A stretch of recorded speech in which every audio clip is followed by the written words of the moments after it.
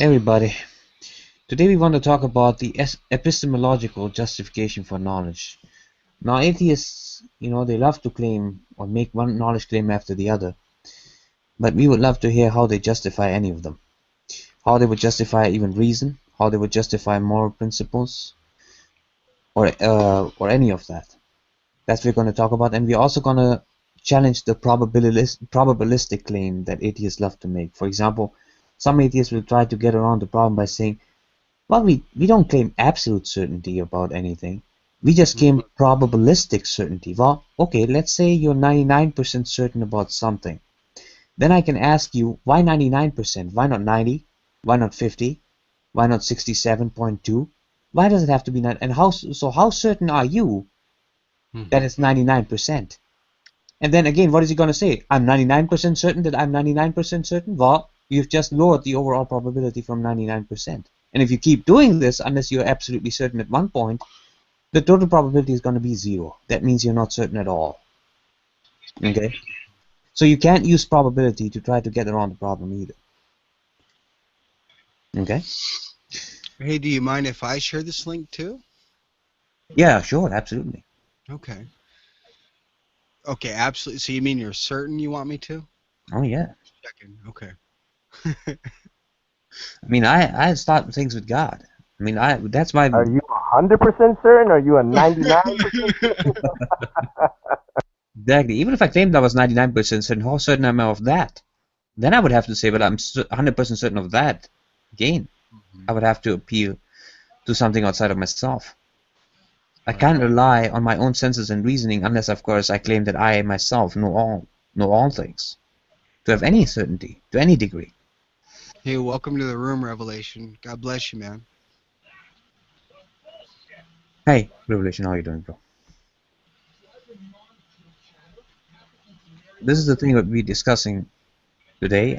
I made a short hangout about 3 or 4 minutes ago in which I addressed the probability issue. In case you haven't seen it already, it's there on my YouTube channel. So go right ahead, Russ. What do you mean, go right ahead? Yeah, I mean, if you have any thoughts on the issue about how the atheists can justify their knowledge claims, just randomly Okay, they start can't. what you They think about never can. They never can. So I'm done. There you go. it. You're done already? That's right. So, Preaching Sean, what do you have to say? So this is going to actually kind of open up a question because obviously what I've heard from this viewpoint is that no one can have, I guess, or no one can justify their knowledge apart from God. And what I was wondering is, from a biblical standpoint, does anyone know what scripturally people are using to support such a claim? One of them would be the fear of the Lord is the beginning of knowledge. That'd be one Yeah. of them. There are several scriptures. Proverbs. Well, wait a minute. That's Proverbs 1:7. You could use Proverbs 9:10. You could use Psalm 14:1. You could also use the entire chapter of the woman portrayed as wisdom, beckoning people to listen to her, but none of them want to. There's an interesting picturesque sort of language going on there, where she's standing in the doorway and nobody will come in. In fact, I think it was John Calvin who wrote that wisdom is a whore, speaking of this sort of thing, in relation to people who want to hold themselves as their own standard for what is reasonable and what isn't. So there's a long history there.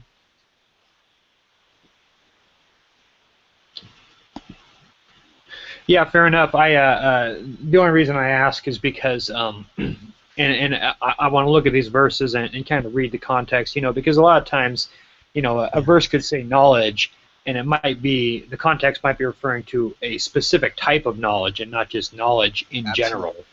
But I can't make that claim without studying it. Right. That's exactly the case that I will raise, and if an atheist comes in here to talk about this, I will distinguish between different types of knowledge and explain what they are. and explain to them that they're already relying on propositional knowledge for any probabilistic claim. Even if they're saying we can only have probabilistic knowledge, they're assuming that they're assuming propositional knowledge, which is something that cannot be doubted. And that's the problem. That's the entire problem. If you come from an empirical epistemology, you can only have probabilistical knowledge. But if you ask an empiricist this question, are you the same thing as the probabilistic claim that you're making? They're going to have to recognize that they're not the same thing as that proposition. So even while they try to say we can only have probabilistic knowledge, they're recognizing or smuggling in, if you will, certain knowledge, namely that they're not the same thing as the thing that they're talking about. They're not the statement, things like that, but they just take those things for granted, and that's the problem. And probability, mind you, probability requires absolute quantification at a certain point. Otherwise, you can't even talk about probability. Right, exactly. This is what I mentioned earlier on, because when you say, like, for example, you say, I'm 99% certain that the sign outside the road says 50 miles an hour. That's the limit. 99%, just make it simple, 99% certain. Right. Now I'm going to ask you, why 99? Why not just 50%? So then he's going to give me other justifications, and I'm going to ask him how certain he is about that and about that. And as long as the Right. remains lower than 1, guess what? The chain is going to end up in 0, because if you multiply things that are below 1, between 1 and 0, an infinite amount of times, this is simple mathematics, you end up with 0. Okay. It's really simple.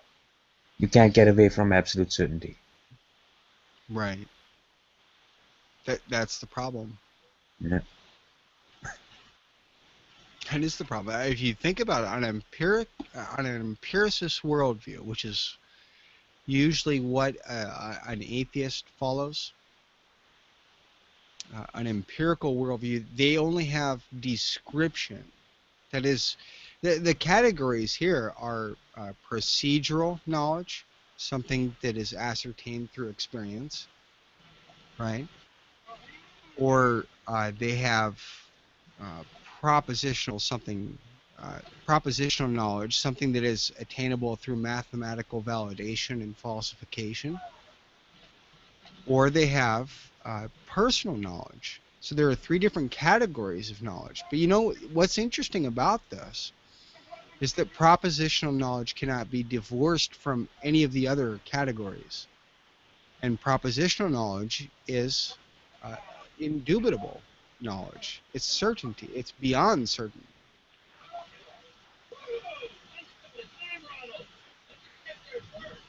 That is really the crux of their problem. So they really, if you were to be consistent, for example, on an empiricist view of epistemology or theory of knowledge, you literally, to be consistent, would have to say, no, nobody can know anything for certain. So one question I have And is, that is a knowledge claim, by the way. and then we're gonna ask him what question, John? Are you certain of that? Exactly, because they're going to make, that's a knowledge claim in and of itself. Well, the problem with that kind of empiricism is that sensation doesn't lead directly to concept formation. That's something that requires some kind of a priori knowledge. Absolutely. That's the key, a priori knowledge. Absolutely. We recognize these categories and recognize these distinctions before we even have such an argument. That's exactly right, Amy. Another thing is when the atheists assume the regularity of nature, and the funny thing is, many atheists will actually claim, see, this is why because they haven't really thought this through, and they want to, try to get out of this problem. They try to say, well, we can actually test the regularity of nature. No, but Really? in doing so, you actually engage in what is called the gambler's fallacy. Now, what is the gambler's fallacy? When you go into the casino and you see that 3 times, the roulette's been played and it always turns up to be red, and you assume thereby the next thing is going to be red again. No, that's false. The probability is not going to be higher that the next thing is going to be red. Right. I mean, it's the fallacy of induction, right? Yeah, Induction known as the begs the fallacy of induction. question. This is the thing. Presupposing. So you have to presuppose the regularity of nature. Well, they have to. We don't presuppose that. We have a foundation outside of appealing to the thing in itself. That's the difference. That's the difference between Yeah, vicious that's- circularity and virtuous circularity. So Very- I have a Let question. me play. Go ahead. Oh yeah, no, just one question I have is this a topic that you would say is particularly important, or is more just an interesting No, mind? it's very, very, very important. This is the basis of it all. This is the crux of the matter. This is where it all starts. This is always to be the primary I argument like what you used. said. This with is an the nuts. That's how important it is. Johnny, when you said this is the nuts, you were talking about gamblers' terms, since you were talking about the gambler fallacy just a minute ago, right? This is the Yeah. nuts. Texas Hold'em, I got you here. Because I guess basically any claim they make, they're relying upon their knowledge, and so that's why it's so important. Right. They are relying Yes. on the senses and reasoning which they have no justification of their validity, unless they Right. start with God, and they do borrow from the Christian worldview when they use such terms as truth, knowledge, logic, reason to begin with. Right. Well, this ties in even more though if you think about it. For example, they'll say that there are no statements. I mean, some people believe this way. That there are no moral propositions at all. They'll just deny that there are propositions that are morally true or false. And then you have to ask them the question: is that true or false? You know, but in order to even make that statement, morally speaking, about if, you know, whether it be about ethics, moral epistemology or moral ontology, they have to first establish the morality, or not morality. Truth is relative, rather than relative to the knower. Yeah. And that's the problem, which is something they cannot do. They can only establish that it's relative to the knower, and that's exactly what we're saying with Okay. regard to ethics. But that doesn't hold true in moral ontology. Well, let me play devil's advocate a little bit. Why do we even care about certainty? That's the point. That's a good question. That's exactly the question we should be asking. Why do we care? Because we're created in the image of God. That's very easy for a Sunday school Christian like myself to answer. Right, but say I'm an atheist, all right, and I say, you know what, science, it's good enough, it gets us close enough to the truth, we can figure out how things work. Who cares about certainty, philosophically? Well, philosophically, I would say, in response to your question, since there's no atheist showing up that actually want to discuss this, philosophically, I would say I'm not concerned with how pragmatic you can be, whether something works or not, but rather how you can ground those things. What is the foundation for you being reliant on those things? In other words, there are aspects of your life that you live functionally, but you can never provide an account for. Right, but I'm saying maybe, you know, I don't need to provide an account for them. You know, Okay, then I don't. Well, ethics works well enough. right. Morality, some kind of morality works well Right. enough. Okay, Amy, so God exists and I don't need to provide an account for him. Now we're done, right? You're presupposing that. I don't believe in God. I mean, No, I do. you just- I'm being an atheist. So. I know, but you just told me you should be allowed to not have natural, a justification in one area. So no, I'm just telling you. Well, Why based don't, on your own why standard. don't we get a natural atheist in here so we can actually, yeah, because this is like, this doesn't feel right. Yeah, that's Like, the I'm short hearing answer, though, Amy say Amy. all this stuff is like, no. Yeah, No, but that is the short answer. I could just say, well, according to your logic, then I don't need any justification for God's existence. He exists. That's it. yeah, exactly. Right, but I mean, functionally, that's not helpful. Well, I would say it is helpful. Mhm. We can argue, we can make a case. You can always make up an argument. This is functional. That is Right. not functional. You can always do that. See, Right. I reject your that's axiom. Well, I reject Well, yours. sure. Let me use Clark's example, by the way, out of his book. He says we could go east from the United States, pragmatically, whatever works, right? Hmm. It has to be something of practical necessity in order for it to be meaningful, in other words, on the pragmatist view. But suppose I told you we can go east, and that's how we can arrive at Europe. But we can go west, too. So we have a false method, right? We're just expected to know the true methodology. We're Well, I expected to mean, know those things to be the true method to get those conclusions, but false methods could lead to true conclusions. That's what Clark's example was. well, for that, you have spherical coordinates, and Clark was not the greatest at math anyway, so That's true. That's true.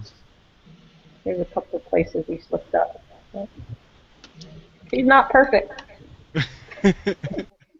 And also, we should never allow an atheist to allow an atheist get away with making a moral judgment. As soon as he makes a moral judgment, we just say immediately, "Hey, stop right there, buddy. Stop right there. Right. What are you basing that on?" You see, this is something I think that is very important, so that the atheist is constantly reminded that without professing the existence of God, he has no justification for a moral judgment at all. Nothing. Yeah, you bring up a good point with that, and that's one thing I realize is that a lot of times, they'll say that something is wrong, and you'll ask them why, and they'll give you reasons, but then No. I think a No, lot of hold on, people don't Sean. bother to think beyond that. Sean, just real Yeah. quickly. No. Listen to what I say. No, they're going to give you causes. They're not going to give you reasons. Oh yeah, great point there, Russ. That's the difference, Sean. So I'm not trying to be mean to you, but No, no, if you elaborate on this. It's if you very pay important. close attention to what they're saying, they're going to give you causes. It's like sort of like this. If I ask you this question, why am I in this body rather than a beaver's body? And they Mhm. say, well, because my mother gave birth to me. Well, that's the cause, but that's not the reason. Exactly. Well, okay, fair enough. I'll just use that word then. But let's say, No, yeah, they'll give you I'm these just asking causes, you to keep that in mind next time when you think about it. That's all. right? So they'll give you these causes, and then, uh, but then they're interpreting, what they see, and I don't think a lot of people bother to realize, or to even try to justify, why their interpretation should be, universally trusted. Yeah, And it's good for people to think about this, and I think a lot of people don't. They just take it for granted. yeah, Right. absolutely. That's a great point there. This is what we constantly should remind the atheists of this folly.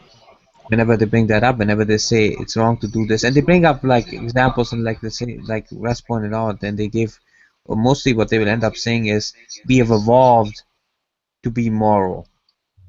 Mm-hmm. I mean, it's right, Well, does it? well, no, you just have to listen very carefully to the way that they respond to you. Are they giving you an is, or are they giving you an ought? You're asking them the ought question, and they're going to answer you with the is question, Yeah, since the ought is not available in their worldview. You have to think about it, literally on every sentence that comes out of their mouth. exactly. Ought is not available, so they're going to say, like in the case that I just gave, well, because my mother gave birth to me. Well, okay, okay. Now we're just going to go back to the same question. Why is my mother not a beaver? Okay, it's the same issue. They're not going to give you any reasons, no rational reasons. They're only going to give you the causes, because oughts are not available on an empirical naturalist worldview at all. It's not available. All you have is description, no prescription. Yeah, So you have to listen very closely to the way that they try to answer you. And a lot of people don't pick up on this, but literally every word that comes out of their mouth at that point is causal. It's not rational. It's causal. And they'll try to smuggle that in as a cause or as a reason. They'll try to smuggle the cause as a reason. But we right. need to remember is ought dilemma. Hello? Yep. So faithful. Do you have anything to add to this? Hopefully an atheist will come in later on so we can Yeah, did you post the link? I'm trying to get the link around, but put it in the YouTube. you know, trying to pass it around, but Yes.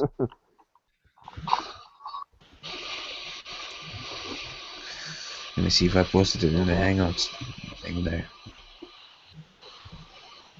I think Faithful did. Yeah, he did. I will say this though. How do you guys feel when I mean, I don't know. Mm-hmm. I think that atheists tend to use a lot of irrational arguments a lot of times, and then they'll accuse us of using irrational arguments. Yeah, they borrowed heavily from Christianity. They stole a lot. They worked extra hard. It's like when some heretic groups from Christianity they try to work extra hard in the Bible, and Protestants they have become lukewarm themselves. So then they kind of lack in that. So because when Christians they say, "Oh, we already have all these things," so they become decadent. That's when Satan jumps in and he takes advantage of that. So what happened here is that the atheists they stole these arguments from Christians, and they're now trying to use them against them. And the majority of Christians they have to relearn these things because the descendants of those have not put in the effort to learn these kind of arguments that are very important. This is why it's so important to have these hangouts from time to time, in which we Yeah. discuss and Yeah. make it clear. Couldn't we use the same arguments against Islam though, Johnny? Like, for example, couldn't I say, how could you, from Oh an yes, Islamic perspective, Allah is so far removed from us. He's absolutely. pretty Yeah. much a deist, right? So that if we start if we start with him as our first principle, then how could we ever know of him, so to speak? You can, because one of the attributes of Allah actually happens to be the best of deceivers. Right.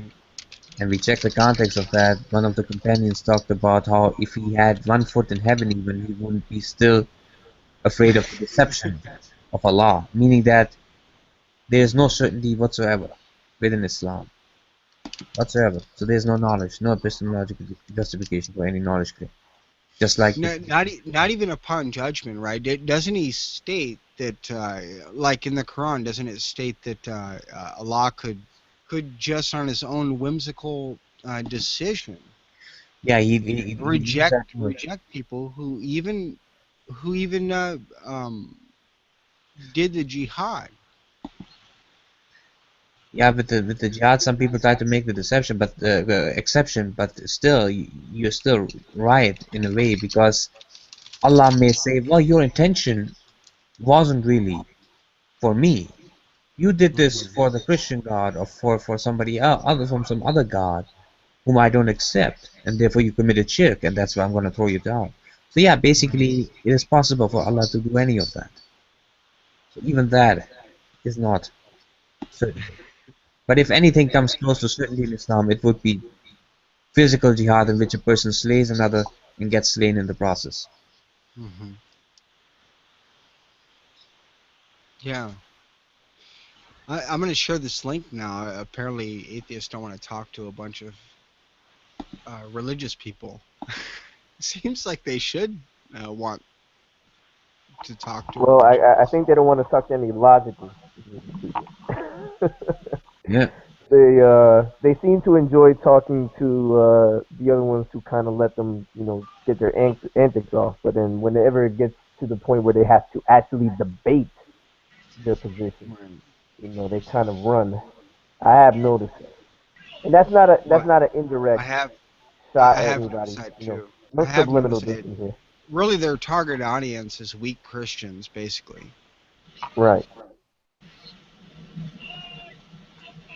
And also I do notice that Dusty Copeland. I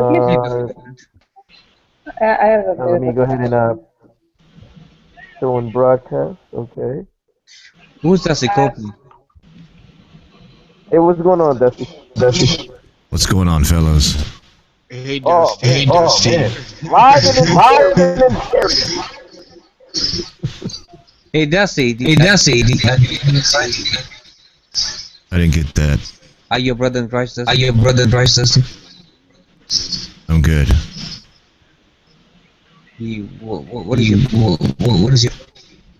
Hey, somebody's got to mute their I mic. didn't catch Somebody's got to that. mute their mic. 'Cause I hear a lot of... Yeah.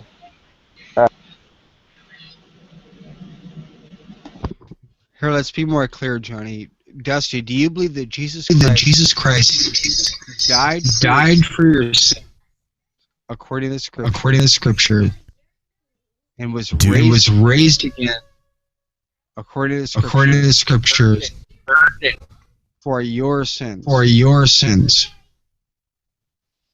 Do I necessarily believe that? Yeah, that's what I'm asking. Yeah, that's what I'm asking. Me personally, I think that there was a guy named Jesus, but if he necessarily took upon something called sin so that he could save us from the punishment of the Holy Father, then no, I don't believe that. Well, did Jesus Christ die on the cross on the cross from any sin from any whatsoever? sin whatsoever? You're breaking in and out. Right. I keep hearing... Hey, Dusty, you gotta Hey, mute... Dusty, you gotta mute. Dusty, I hear like a lot of feedback in the background. You're getting a lot of feedback from my way? Yep. Yes. Let me turn it down then.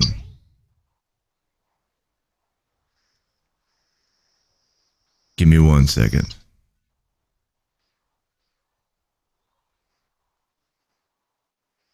Check. Better? Worse? All right, let's see. Hello? All right, let's... Yeah, that is Much better. better. All right, yeah, that is better. All right. Okay. It kind of... I don't understand. How are headphones on? How are we able to hear you? That's weird. Don't be... How are you able to hear me? No, how... Okay, Okay, I'm sorry. How do we hear ourselves if you have headphones on? You have headphones on, that's... Okay, hang on. I know what's wrong.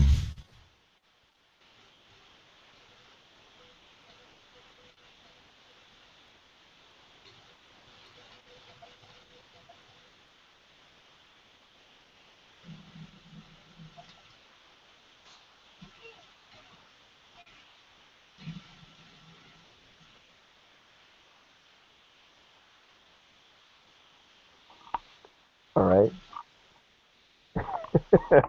That was interesting. So anyways, guys, how's the weather?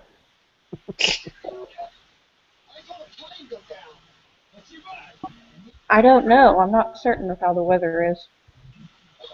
I know since we all live in the same state and all. I'm just like... You mean the state of reality, right? Yeah. That's exactly what I mean. All right, Dusty, how about now?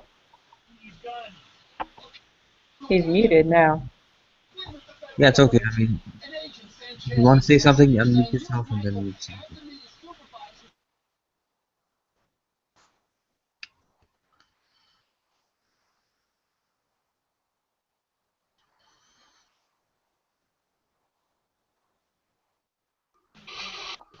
Okay, crickets.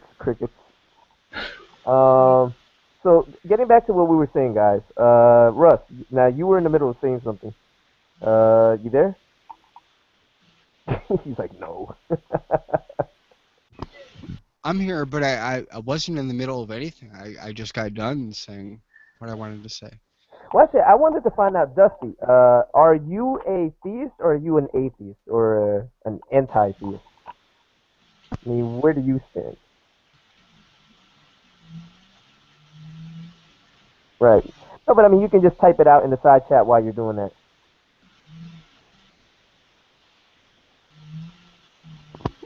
Hold on, let me play with my mixer. Okay, so So it can he's sound a as sexy. pantheist for all who are listening. Oh, pantheist. Alright. Yeah, he's a pantheist. Kinda, sorta. Seems like he's on the fence. Maybe I might be misrepresenting his position. We'll let him clarify that.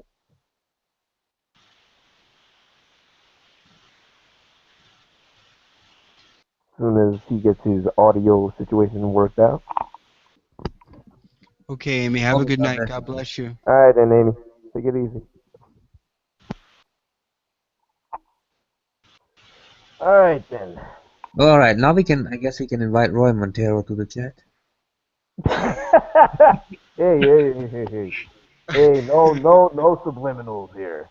No, to be honest, I'm going to tell you guys something. I just think that a lot of times, in having been in a lot of these hangouts, that the atheists tend to gravitate towards these very illogical, very unreasonable arguments. It just seems like, I mean, to be honest, that's why I've gotten to the point where I don't even like going into these hangouts. Like, I'll get like a million invites a day from Nadia or from, this person or that person. I'm just like, Oh, you too? I'm Yeah. yeah. I mean, everybody, right? Isn't that everybody? Essentially. I mean, doesn't everybody get like a million invites from Nadia a day? Yeah. Invites. I do Yeah. too. Yeah, she always invites people. You mean he? Xander? Okay, sorry. Okay. Um. Yeah. Yeah. So it's one of those situations where I kind of feel like I don't get why Nadia. See, and Nadia uses the same arguments. I don't know. Some people are just stuck in what they believe in, and it's best not to even engage in those kind of discussions. It's like in the case of us as Christians, it's like tossing pearls to swine. It's very. I mean, there's no point. It's very I mean, how do redundant, you right? guys feel about that? How do you guys feel whenever you go into these hangouts and you encounter the same atheist over and over and over, day in and day out? And then it's like, what their arguments are. They're not going to listen to you. So it's like, it's irrelevant at that point to continue in the same discussion. But I Here's how do I see feel about people that. doing that, but why? What's the point? Here's how I feel about that. Once I give them the argument and they recognize that it's sound, I'm not going to bother from that point on. Well, there is one point, because you guys are right about that, but one point that is important to consider is that, especially if it's public, that they are making accusations,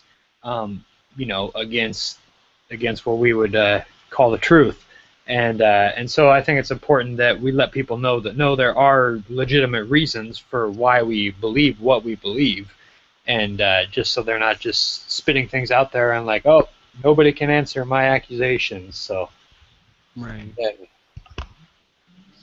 Yeah, I don't think there's anything wrong with that. Maybe that sounds strange coming from a presuppositionalist, but for example, I've already laid out my entire historical argument for Christ on my website. People can buy all those books, read all those things, look up the citations, all of those things. By the way, can you give your website for everybody out there who might be listening? Still working on it. Still looks ugly. I need to fix it. I know, but just in the meantime, so they can have Sure. so they can get those references that you're talking about, and it's one way apologetic. Is it one way apologetics with the number one? Yes. Onewayapologetics.com. That's funny because I was thinking of having a piece of jewelry made, like a chain that would just say the words "one way," would allow me to open conversations. So it's cool to hear somebody else using that name. Hey, I'm using it for the glory of Christ. That's what I'm using it for. Yep. Oh, actually, no, I was bad. It wasn't the one way. I was going to put the way, but pretty close. Well, it's Right. the same thing. But I was gonna say, for everybody out there who wants to go to his website, even though it's under construction, quote unquote, it's one way. The letter one. I mean, the number one. The letter one. I'm crazy. The number the number one wayapologetics.com. All right. So everybody go check that out. Check out the resources. You've got a podcast on there. It'll probably be prettier within a couple of months, hopefully. Yeah, I'm working with Photoshop on that.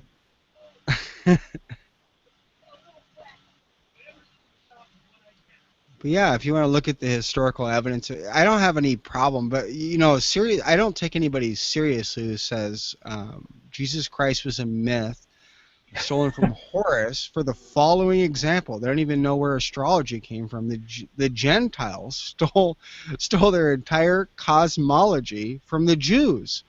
We got a huge problem here. You know, what's the historical resources for these things? I, you know, I again, I don't. It's not that I don't like using evidence. It's just the evidence for me, from a presuppositional standpoint, is just to slam the door in people's faces. That's all it's good for.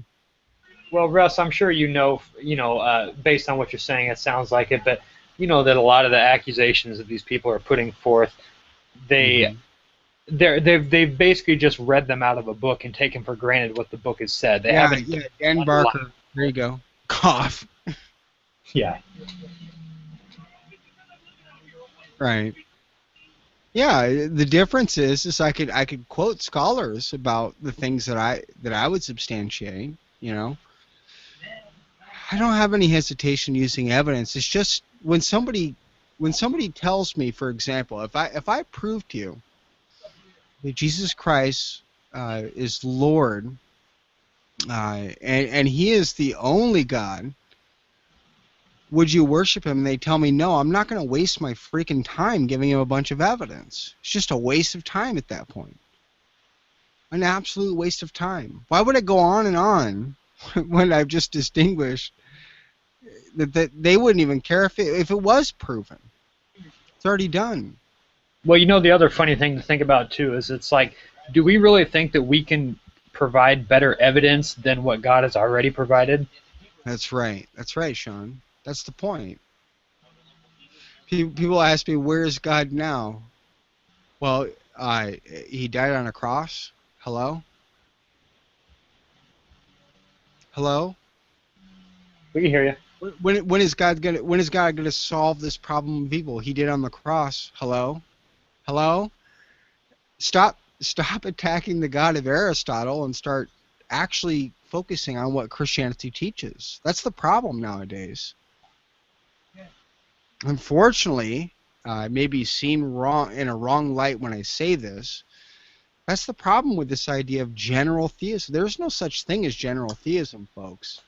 There's Jesus' way or there's the highway. Pick one. Pick one.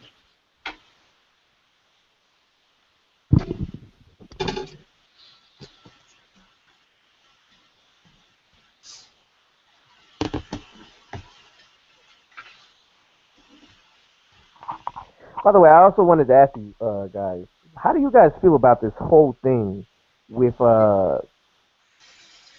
in the debate community? I hate calling it the great debate. Why is this even called the great debate community? This is more like the great fiasco or the great attention whoring community. I don't know. It's like Right.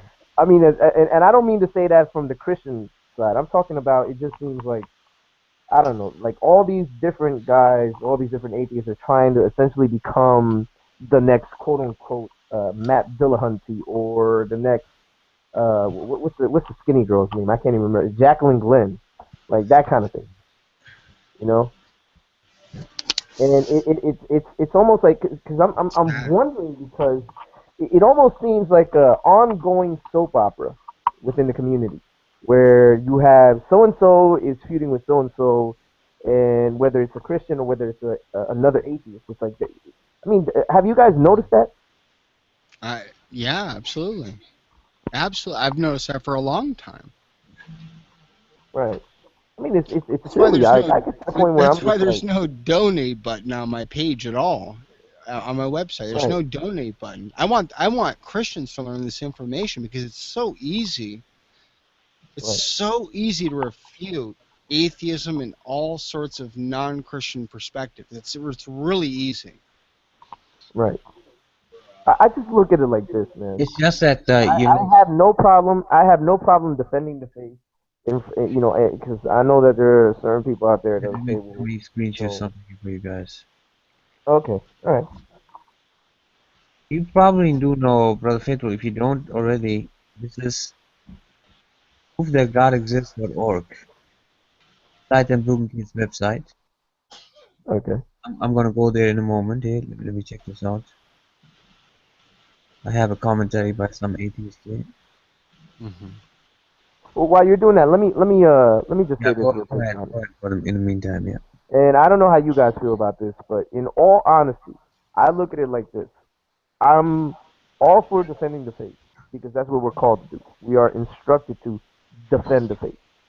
But Mm-hmm. I'm not with the extra stuff. I'm not with the drama, the side drama that goes on in the community. I'm not with Right. the little soap opera nonsense that happens.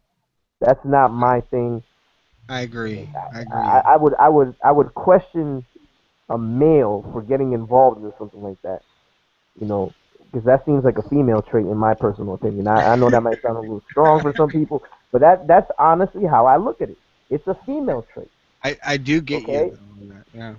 And it's silly because yes, we are to defend the gospel, but I'm not here to get into a back and forth with an atheist or a back and forth, with anybody. I'm here to preach this gospel. I'm here to discuss doctrinal Mm-hmm. issues, maybe come to a clear understanding of certain things that I might still need clarity on because I'm not going to pretend like I'm perfect and I have all this thing, I just have everything figured out. No, there are a lot of things that I need to figure out Right. as Right. concerning secondary issues, concerning things that Me as maybe I well. could receive edification on. Right. I can learn from you, Russ. I can learn from Preaching Sean, from Johnny. I can learn from Veckel. I can learn from even Nephilim Free in many cases. From everybody in the community that's bringing something to. But then it just seems like whenever we get into these little petty uh, back and forth, like or the people who enjoy getting into those things, it takes away from what we're supposed to do. I just want to get your thoughts on, you guys' thoughts on this. My You know, thoughts are very simple. You're exactly right. Ephesians 4 says, "Don't waste your time on vain babblings concerning the law, certain days, anything of that sort." What we're all as Christians supposed to be doing is being concerned for the lost people. That's our primary focus. I think I think that has to be clearly stated. Uh, our primary goal is not to argue with one another whether there's a way for God or this canon or that canon. You know, the primary goal is that these people come into relationship with Christ. The only way they're going to do that is through repentance. So, Paul says it very clearly in Romans 10. He says, "How will they hear unless a preacher is sent?" We have to give them the law. We have to explain certain aspects of the gospel, like the whole point of the law is to understand what grace is necessary for. Yeah, So I think there's a two-sided coin there, but we need to recognize that when we as believers are in a hangout or something like that, we shouldn't be arguing doctrine with one another. We should be recognizing that we are compadres when it comes to trying to figure out, is this person saved? What is what is he going to do? We should be more concerned about that. I'm not trying to say that those issues aren't important. Those side issues are important, but those are in-house debates. We shouldn't let the unbeliever expose those things, right? And divide a kingdom, because that's what we are called to, a heavenly kingdom as believers. It's just amazing to me how easy that is for an unbeliever to recognize. It's almost like they get it. Get it right away. The moment you have a Christian disagreeing with another Christian, we'll expose that. Now everything's on those two. Let's watch them argue and make a big laughter out of it, like Brucifer, etc. yeah, there's I think it's one thing too. I mean, you just got to consider that that Satan his main objective would be to make sure that people do not get saved. But then, of course, if people do get saved, it's not like, we know that he doesn't give up there. His next objective is just going to be to get us off of our That's objective true. That's with true.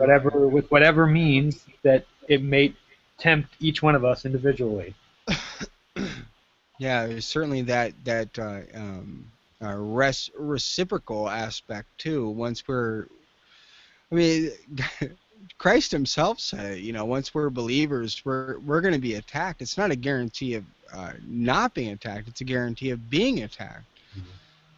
So I think you're right in pointing that out, Sean. We have to keep that in mind as well when we're in when there's like, for example, if Faithful and I were in a conversation in an atheist chat room, I think we would get along perfectly fine. But we should be very clear on the message of the gospel, what it means, its repercussions, things like that. But be very, very cautious about the way that they're trying to divide us.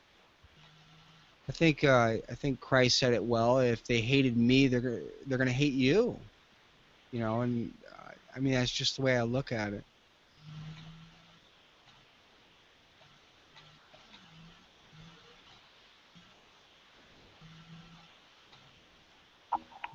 I just have a lot of problems with the way that a lot of people go about trying to defend the faith in some ways in the community.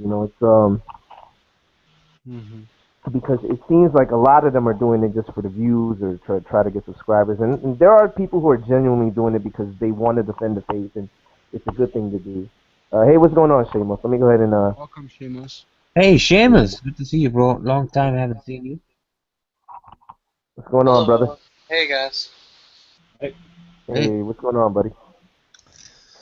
Yeah, we're just having a discussion in general about the atheists and Since atheists don't want to come in here and justify their knowledge claims, we'll just keep waiting. Yeah, I mean, this is so important, guys. Seamus, I wish that every Christian, whenever he encounters an atheist, or he should actually start every video what it is about. It doesn't matter what the discussion is about. He should always say, "Hey, by the way, how can atheists and agnostics justify their knowledge?" Well, hold on. You could ask the question in another way. This is what I usually do. Yeah, in any way, but I would say, what's your rational justification, or what's your reason for being an atheist? Could you explain that to me? What's your reason for being an atheist? no, I would say get to the knowledge right away. Don't even focus too much on the atheist, because then it opens up a whole other problems. If you it will go there. It will go. I've been at this for like 20 years. Johnny. You can let it drift there if it does, but you always start off with the knowledge claim, and you stick with the knowledge claim basically for as long as it stays there. And you always start off with justifying the knowledge claim, because that's the reason. Whether they call themselves atheists or not, you see, that's a different story. We want to find out how they, being atheists, can justify their knowledge claims. That's the thing. Okay, I agree with you there. I agree with you in the sense that we want to hear their justification, but at the same time, when they say that their justification is they need no justification, now you have to challenge them. Then you have to say, then why are you an atheist? If your justification is you need no justification, couldn't I just quote Romans 1 to you and then tell you I don't need any justification? Yeah, well, whether they are atheists or not, you see, the problem really is when they make a knowledge claim, then they have to admit that they need justification, right? When they say we know X, Y, Z, obviously we would demand a justification. So see, that's the way I think the best way how to tackle them, first and foremost. Well, hold on. I'm still not letting them out of this though, Johnny. Think about it. If I ask you, I'm just using a doctrinal example here, for example. I don't know what your view on hell is or anything like that, but suppose. Yeah, it's the classical view, I would say. Oops, wait a second here. Okay, I can't hear you at the moment. Hey Seth, where did Opie kick you out of? One of his own hangouts?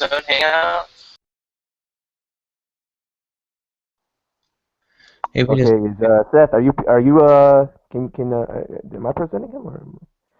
Where did Seth go? On broadcast, that's what I'm trying to do. Does he have a connection problem? What about now, Seth? All right, there we go. Hey, welcome, Seth. Russ actually, okay, is Russ in here?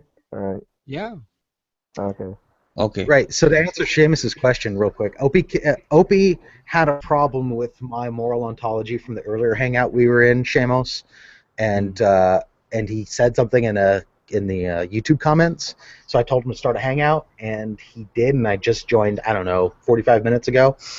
And we were having a discussion. We tend to agree. And then I asked him what existence is, and my friend Adam here had a problem with his definition of existence, and so did I. And we started talking about it in the middle of me trying to clarify one of my positions, or Adam, or both of us. I don't know. He kicked us out. He was the only one in the hangout, and it was his hangout. And it said one of the participants removed you. So I guess he rage quit. You guys are very brave men to undertake that task. I must applaud. Like, literally, you deserve medals of honor or valor. That was just, wow. You actually went into a hangout that Opie started. Wow, gentlemen. So it's not long. You can go watch it. I mean, it's not going to be. You're not going to learn anything. So it was live. For most of it, I guess. Good stuff. You're not gonna learn much from it. He was it's the same thing that he always does. Existence means shape and location. You give him a counterexample, and he says you're not using existence right. Right. Yeah. Well, what's wrong with the definition of existence means extended in space? What's wrong with that definition? Well, there are things that seem to exist that aren't extensions in space, like the scientific method. Right. Well, I asked that question to set you up for this question. So that doesn't existence, by the nature of the case, syntactically, mean that existence itself is an equivocal word? Aren't all words equivocal? No, I mean, some in the aren't. sense that they. No, some in aren't. the sense that you could express any word as a phrase as something else. No. Some are, some aren't. Equivocal in the sense that they could have many meanings. Maybe that's true in common colloquial locution, right? But there are certain words that are formal expressions, like one, right? Take for example the number one, right? In formal locution, that means one, quantity. We could spell that out, O-N-E, right? But O-N-E could also, because it's an informal language, could have it could have many different meanings. But that wouldn't be the case in formal languages. So that's all I'm saying. Is I'm just asking for clarification purposes on the issue. Yeah, I'm not sure about that. I just think that his definition of existence has problems because there are clear counterexamples of things that don't have shape and location, but we still use. So they seem to have some kind of existence. The example I like to use with him and other atheists that like this definition of exist is the scientific method, because they like the scientific method. They claim to use the scientific method, yet under that definition, the scientific method does not exist. So in what way does it not exist if we could use it to discover empirical truths? I get you, yeah. So you would say love exists in a quite different way than a rock, for example. Perhaps, I'm not sure. We'd have to get into discussion about that. I think that love exists, and I think that rocks exist, possibly in the same way, possibly in a different way. I'm not sure. Right. Yeah, that's all I was stating, is there are different terms for it. There's different connotations and denotations for those words. That's all I was saying. I don't even know what his definition was. I don't even know why I'm disagreeing with you right now. I used to play with Opie some, and I think I got to a point where if you talk about like what is that, like quantum physics and stuff like that, he'll deny like the bulk of quantum physics pretty much on that same reasoning. But like something like where he defines existence, his phraseology is a object with location. And so, for example, when I like to bring up dark energy, because a lot of the fundamental calculations that we have about the universe basically have to implement this thing known as dark energy, right? So, but and it's not an object with location in the formal sense that he uses it, right? So he denies something that's basically necessary to exist, and it's kind of like interesting. You mean in the informal sense, since he's using a non-mathematical language to express that. But yeah, I get that is tricky.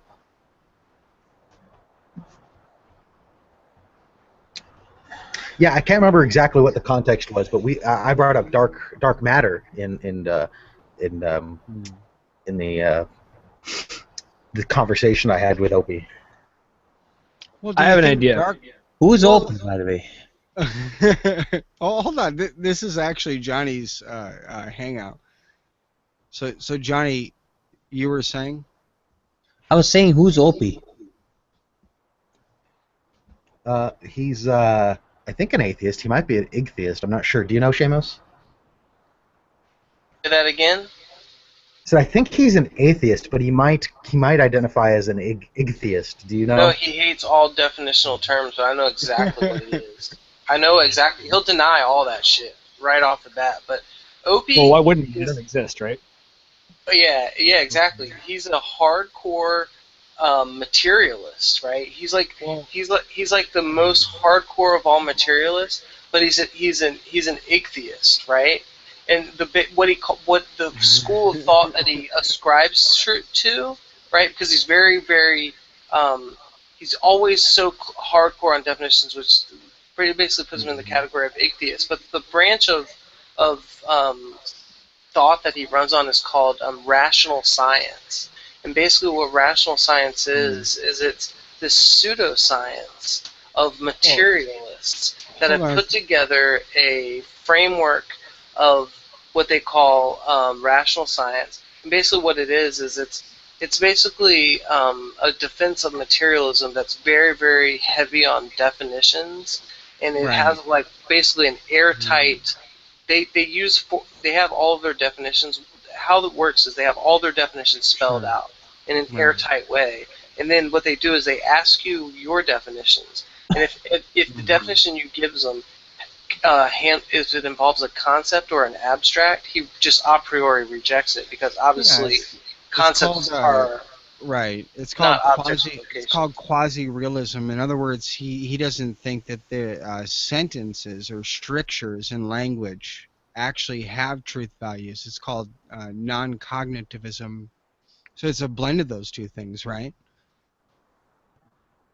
And what He another sounds- and the, even when you give him definitions, like he's so hardcore in definitions, and even when you're like, look, you give me your definitions, I'll give you mine, we'll know what each other are talking about, and then we'll enter into a conversation. He won't do that. As soon as you give him your definition, he just disputes it, bang, right off the bat. He won't even be like, That's okay. He what I doesn't would even do. do a good job of disputing. He just kind of yells, "That's subjective," and then tries to move on, even when Okay. it's not subjective. Yeah, well, everything Right. is subjective then too. I Hmm. mean, this is the problem with atheists. Well, Basically, that would be a problem if we were relying on informal language, and that's why I asked the distinction. Seth, do you think there's a distinction between informal and formal languages, like the semantic theories in the analytic school of philosophy hold to? Yeah, I think that's probably accurate. Okay. That's all. I'm not going any more than that. I was just trying to gather information there. the real problem with the atheists is that they want to have the cake and eat it too. I mean, it would be one thing if an atheist like Freud, for example, they became consistent and say, yeah, we don't know anything at all, but we have the power, so we enforce what we want to enforce. But you see, atheists are smart enough to not outright admit this. But eventually, this is going to be the case. And this is why it's You realize that I'm come into you realize power. that I'm an atheist, right? So it's might is right. Oh no, okay, well that's fine. But that's what I generally gather. It's might is right, although they don't want to admit it in the beginning. At the outset, they will still stick to, well, you see, no, they will try to justify based on the Christian principles, as I would argue that these are all Christian principles. You cannot have objective morality apart from the Christian worldview. It's impossible. We talked about that earlier. But atheists will try hard day in and day out to say no, we actually can. Now Sam Harris, for example, he went so far to try to make arguments for moral objectivity, but almost no atheist accepts his argument in regards to moral objectivity. And I remember myself when I used to be a Quran only Muslim, I used to defend Sam Harris at that moment But now I realize the folly of that kind of argumentation and that the atheists are actually right. The book on that, by the way, for anybody to read on it, is The Moral Landscape by Sam Harris. Yeah, Yes. I have that book actually. Well, y'all know So you don't got an atheist in the room, right? Why don't you ask him? Yeah, So why I not was just going ask to him, say, John? I accept. I think there is. Mhm. So I Go wouldn't ahead. necessarily say that morality is completely objective, but I think there's an objective basis for morality, Like and I what? don't get there. I don't really get there the same way Sam Harris does, though. Yeah, but let's talk about what objective, what objectivity is there? What aspect of morality can be objective? Mhm. So the objective basis Hmm.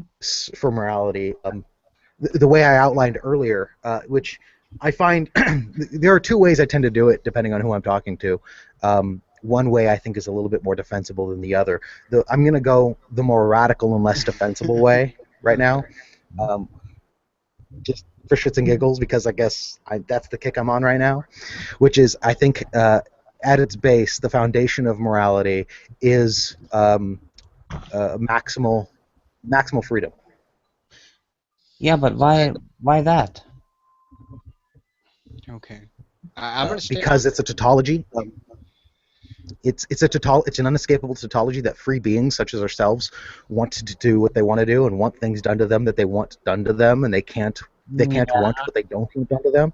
So I think but that that's also understanding. yeah, but that's also all an assumption. I mean, there may be a human who out there who claims no, I don't want things. No, there is no human. There's no human that wants something done to them that they don't want done to them. There is no human being that wants something done I think what he means is that to others. all of humanity and all of their actions are intentional. Is that what you mean, Seth? No, what I mean is it's impossible for a human to want something that they don't want. Okay. Yeah, but even that claim, you see, that's just because you can think of a reason. See, that's the argument that doesn't mean No, that. I think it's logically incoherent to say that a human wants something that they Yeah, but don't how do want you know that because that's even logical? it's a complete That's the it's a problem. direct logical contradiction. Yeah, but see, that's a knowledge claim in and of itself to say that that's a direct logical contradiction. Yeah, and I But can make I logic have claims. to agree with Seth here. I mean, it's a Oh, God. tautology for certain.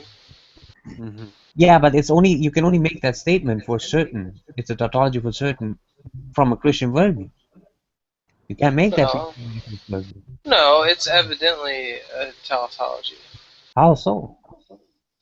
Because the Yeah. statement in itself is Mm-hmm. that what is it? A human human only The wants what they antithesis of the want. statement is a logical contradiction. Yeah, that's kind How of do the you know that? definition of a Right. tautology. Now, if you're saying you can only define tautologies within a Christian worldview, that's something different.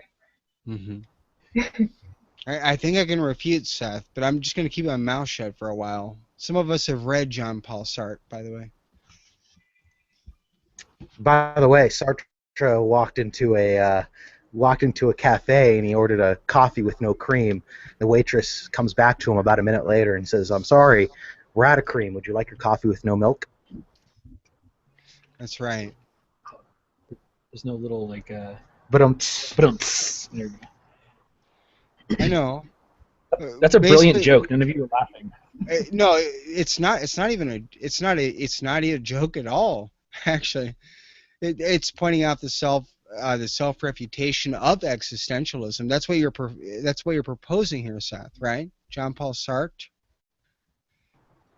You're I just saying think it's funny. there's no free will. There's no free will unless we propose on other people they should have more free will. They should not listen to any authoritarian dogma in order to be I free. think it plays In on. order to be free, and this is exactly what you're saying.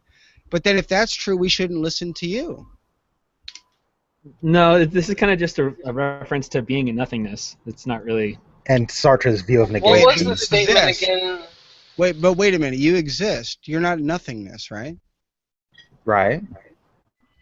So do you have a disanalogies there, Seth? No, the joke has nothing to do with my argument for morality. It was just a joke because you brought up Sartre or Sartre. Right. I wasn't attacking your analogy. I was attacking your argument. Which argument? Existentialism. Did he make that argument? I don't know if I did. He He did make that argument. He said, in order for you to be a real free person, you should not listen to what anybody else says, which is exactly what we just heard from Seth, but we should not listen to him then. I don't think I said that. Okay, explain what you said then. About Well, he said his my moral framework, he uses the fact that maximal freedom, and then he said that it's Right. a tautology and obviously true that all humans are No. want what they want, or want to do what they want to do, and also, and likewise, they also, I can't remember exactly how I said it, but he presented a tautology, which is No. No, he didn't present a tautology. Seth didn't present a tautology. It was people who were trying to respond to Seth that brought up tautologies. I'm simply responding to the claims of existentialism as put forward by Seth. I'm pretty sure if you we're going to have if you that rewind, moral- I'm pretty sure if you I'm not rewind, lying. when I was giving my my foundation for morality, I used the word tautology. He did. I heard You it. did? You did? Yes, he did. Okay. Okay, that's fine. That's fine. Maybe I apologize for that. No, you don't need to apologize. I don't? Mm-mm. Well, okay, I'm freely doing what I want to do then, morally, right? Right, and I don't. I would want an apology if I think you were trying to misrepresent my argument on purpose, but I don't think that's what you're doing. I think you're just Right. mistaken. Which is fine. I don't think that deserves an Mhm. apology. Okay, so explain a little bit more what you mean by this. By This whole what? The fact moral that I'm framework. right. So I think that it's that there to ensure maximal freedom. I think it's essential to limit some people's freedoms. Like, for example, Mhm. if if we were just to leave it at that, do what you will is the whole of the law kind of Levian Satanism kind of thing. I think you're left with really a non-liberal or Libertarian. libertarian, I guess, a non-liberal or non-liberty view of human interaction. I think that you're not free to walk around without feeling like you're not going to get harmed or raped. So I think that when it comes to people infringing on other people's freedoms, that is a time and an instance where it's okay to limit somebody else's freedom because it maximizes freedom for everybody. If I was going to rape, say, a loved one of yours or just somebody on the street, I don't think it's an unnecessary limitation of freedom for you to apprehend me and put me in handcuffs. Okay, I understand what you're saying, and I agree with you. But let me give you a counter example. Are you familiar with the philosophy of ethics called consequentialism? Yes. Okay, It's not a totally encased. A lot of these. Okay. Well, hold systems- on. Are you but yeah. familiar with the definition of masochism?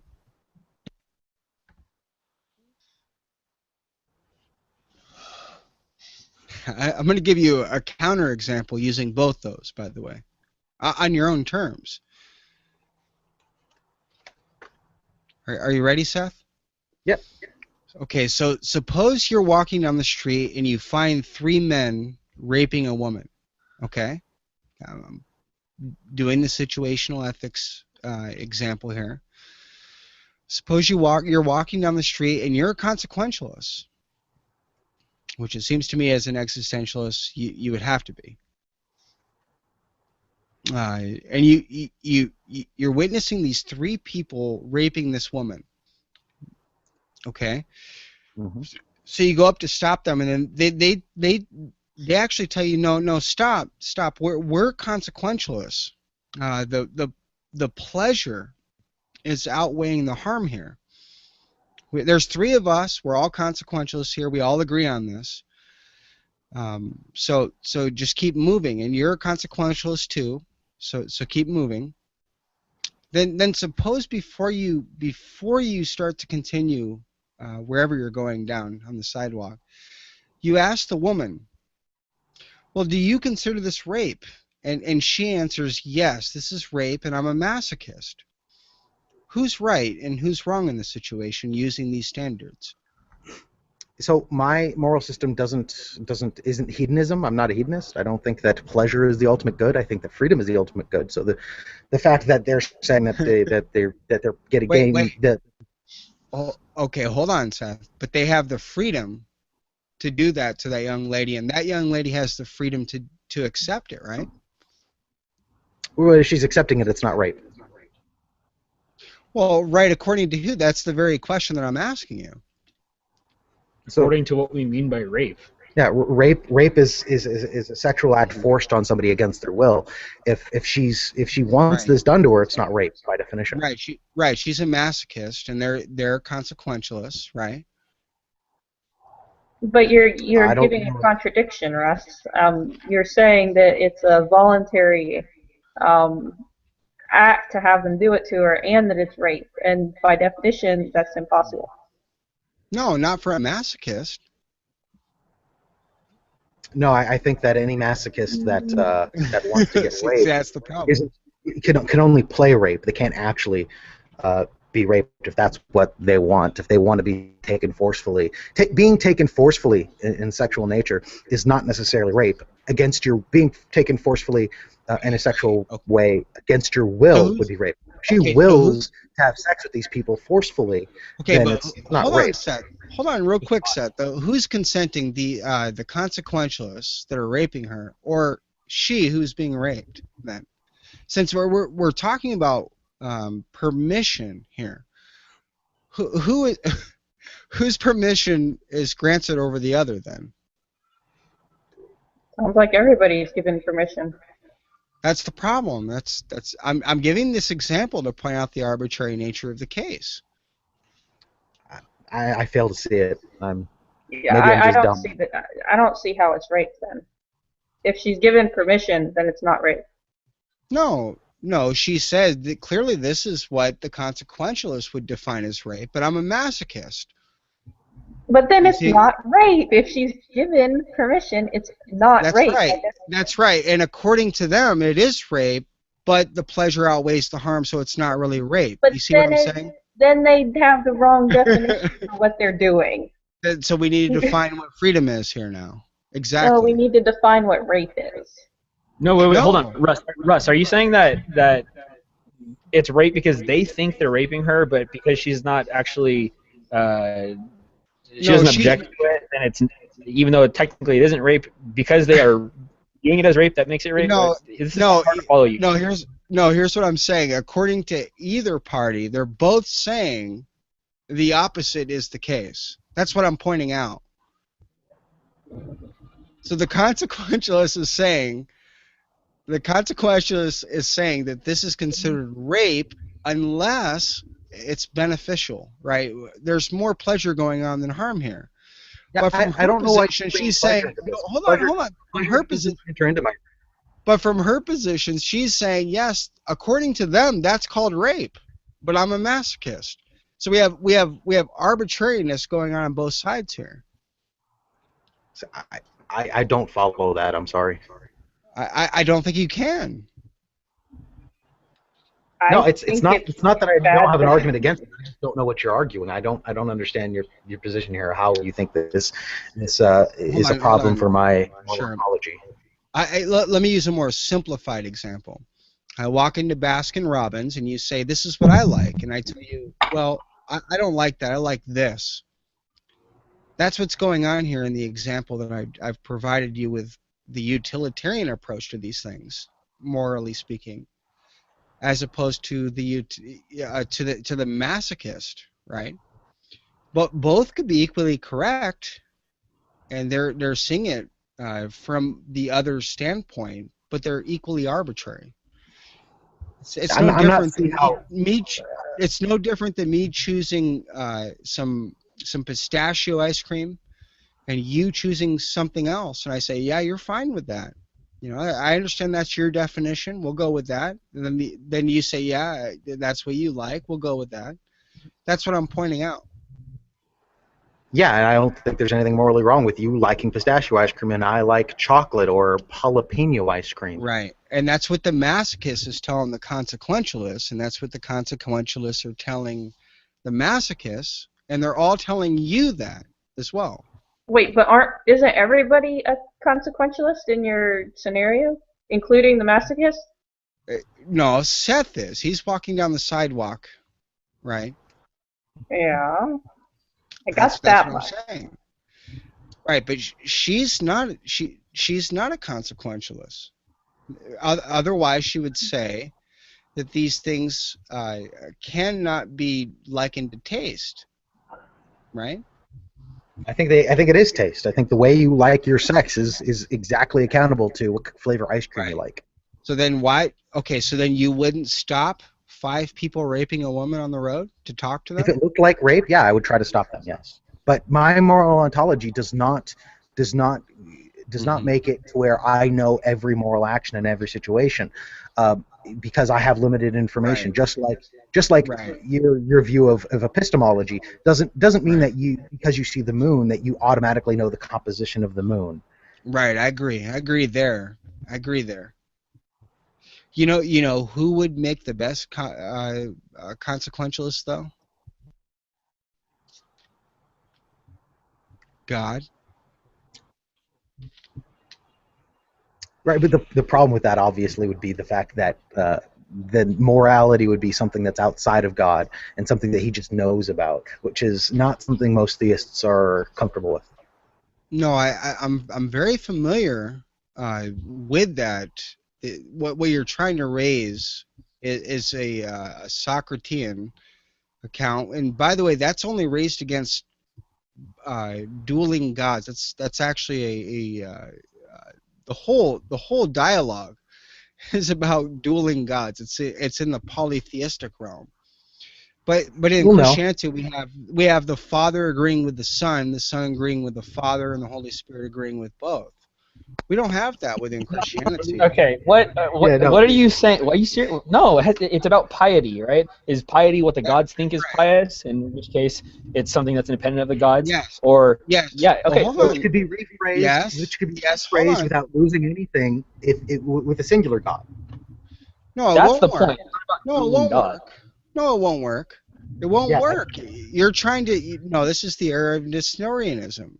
You're trying to divide God into separate beings. No, I'm not. Not at all. Okay. Euthyphro doesn't do that. Well, hold on. Let me ask you this question then. You disagreeing with, I don't know who you are on the right there. Disagreeing with Seth. Are you Seth both human And beings? Adam. Okay, Adam. So Adam and Seth, you disagree with each other on certain things. Does that mean that you're separate Oh, yeah. beings? We absolutely do. You have absolute disagreement on what is pious. Does it follow at all? Do we disagree with piety? I don't think we do. I don't think they have a good Yes, no. definition of pious for us. They're So atheists. maybe this might clear this might clear things up a little bit. I'm an atheist. You guys know that. Adam is a theist. Yeah. Yes. Okay. I'm a Mac. He's a PC. I'm a PC running. By the way, Adam, what are you exactly? I mean, what kind of a theist are you? Like, I'm a Kali Linux theist. I kind of say I have a Christian bent, I guess. But yeah, I theists think God exists. Think Christianity is probably true. Jesus, if Christianity is true, then I accept the Christian doctrine that Jesus came into the world to save sinners and all of that good stuff about Christianity. I'm on board, but I don't identify myself as a Christian. You know what? I really like seeing you guys together in these hangouts because it's awesome. It's awesome to see people who disagree with each other positionally, and then are able to just have these cool discussions. Yeah, the internet's cool. I have a lot of respect for both of you on that. But why aren't you calling your friend a heretic? Why am I? Well, I think he knows so like, why point out the obvious? He's Well, what was the? I'm kind of curious. What was the segue into the Euthyphro dilemma? Like, I never heard. What got y'all to that point? Well, it's simple. The Euthyphro dilemma only, if you read it in Socrates' dialogues, it's only having to do with polytheistic religions. No, Now you that's may try to apply that to a monotheistic mindset. Missing But the point. so, It's okay. not So the point. this is Well, no, this there is it's an are not. sort argument. of 2 points, right? I mean, in the There, classical resolution, it's that's resolved by right. saying, well, look, the gods have different ideas about what's moral. That's right. The gods. Therefore, Keep in mind. since they don't agree, they're not a good standard. And then It's saying that the Not even Christian, Right. that's like saying Aesop's fables is about animals. Like, that it's kind of missing the point of. But here's another thing. Think about this. No, right? Yeah. it's not missing Your- the point. if your Go ahead, reputation- Seth. Though. If your refutation of Euthyphro follows, right, if it doesn't work for a monotheistic god, it can only be applied to polytheism, then why has no theologian ever posited that? Not even William Lane Craig. William Lane Craig doesn't believe Euthyphro works. He No, doesn't William use it. Lane Craig is an idiot. There you go, Seth. That's pretty easy to answer. Well, nobody Do, does. do you read the Classic Bible? does it. Do you read the Bible? Yes, well, I think looking at the basic question of the Euthyphro dilemma is a good idea, right? I mean, is morality, are actions good because the gods say so, or do the gods say they're good because of some external? It's Right. asking about the ontology of what we know as good Sure. or the good, right? Yeah, but it's also, if I may say something here, because first of all, for example, there's this common phrase, the golden rule, do unto others. This is what I want to address, and then I had to answer a comment there, but I'm going to answer it now. Do unto others as you would want them to do unto yourself. Now, the problem is, of course, even if I agree that that's what all human beings would agree upon, the thing is still, how does that make it right or wrong? See, that's the problem. Somebody can still say, yeah, but why should I do unto others? I don't want that done to me. But look, in case of a police officer wouldn't want himself to ever get arrested, but he would still, and has the duty to arrest criminals. But he would say, Right. no, I don't want to be arrested. But see, but that's not even an argument, by the way, because he has in to most get- cases. Right, in most cases, Johnny, Right. like you're pointing out, that would be the ad populum fallacy. Absolutely, in most cases. Yeah.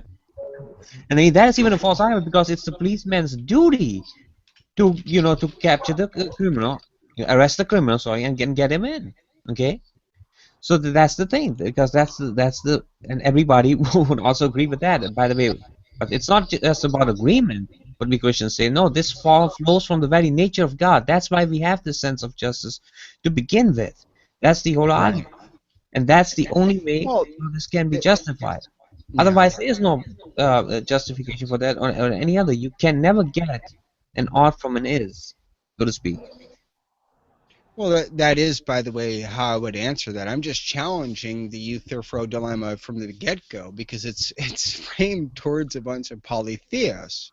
I Right. don't know why an atheist would borrow from polytheists to make an argument. Russ, I would that's also- not the point of that's not the point of the Euthyphro dilemma. The Euthyphro. Right? No, At I least understand. I relative to understand moral the point. ontology. Yeah, Right, relative to to moral examine ontology, I understand the on- point. Does God If you will want things, to- and therefore they are right, or are things right and therefore God Sure. wills them? Sure. That's How about this one? We could ask the same question: is God omniscient? Is God omnipotent?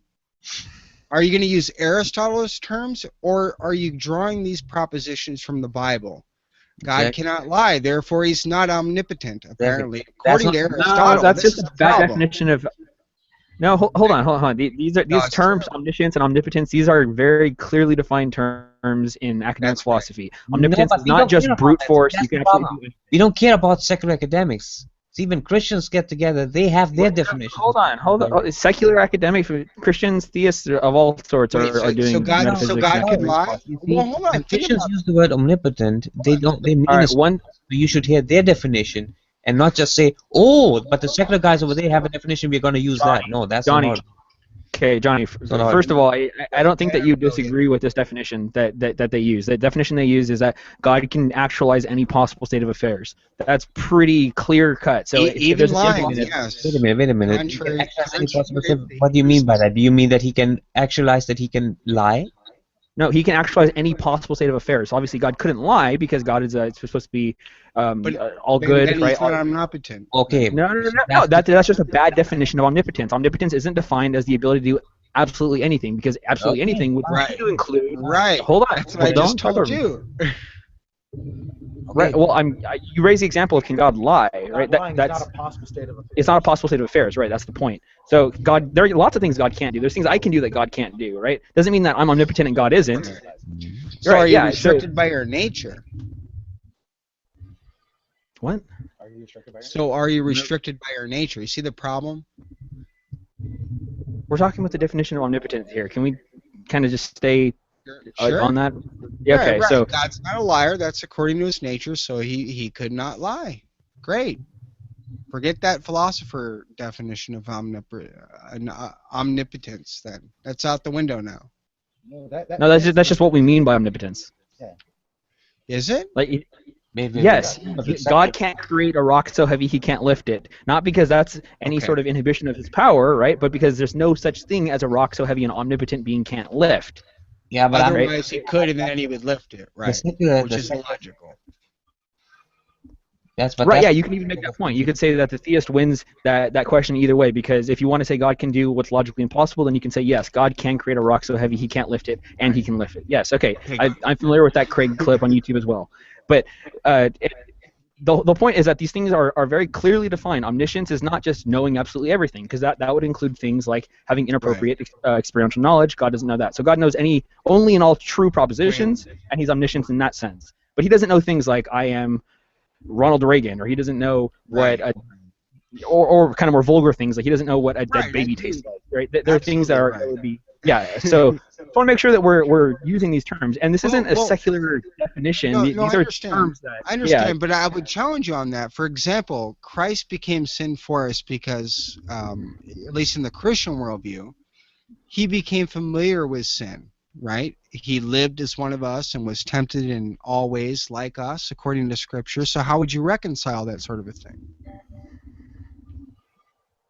What's the issue with that? He became flesh, right? But he didn't have a sinful nature.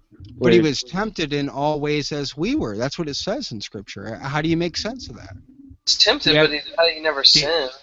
The duality of Christ, right? He has a divine nature and he has a human nature. So the human nature is what's being tempted. The divine nature isn't. Right. That's fine. I agree with you. I'm glad that you're using a Christian definition, not an Aristotelian one. I agree with you.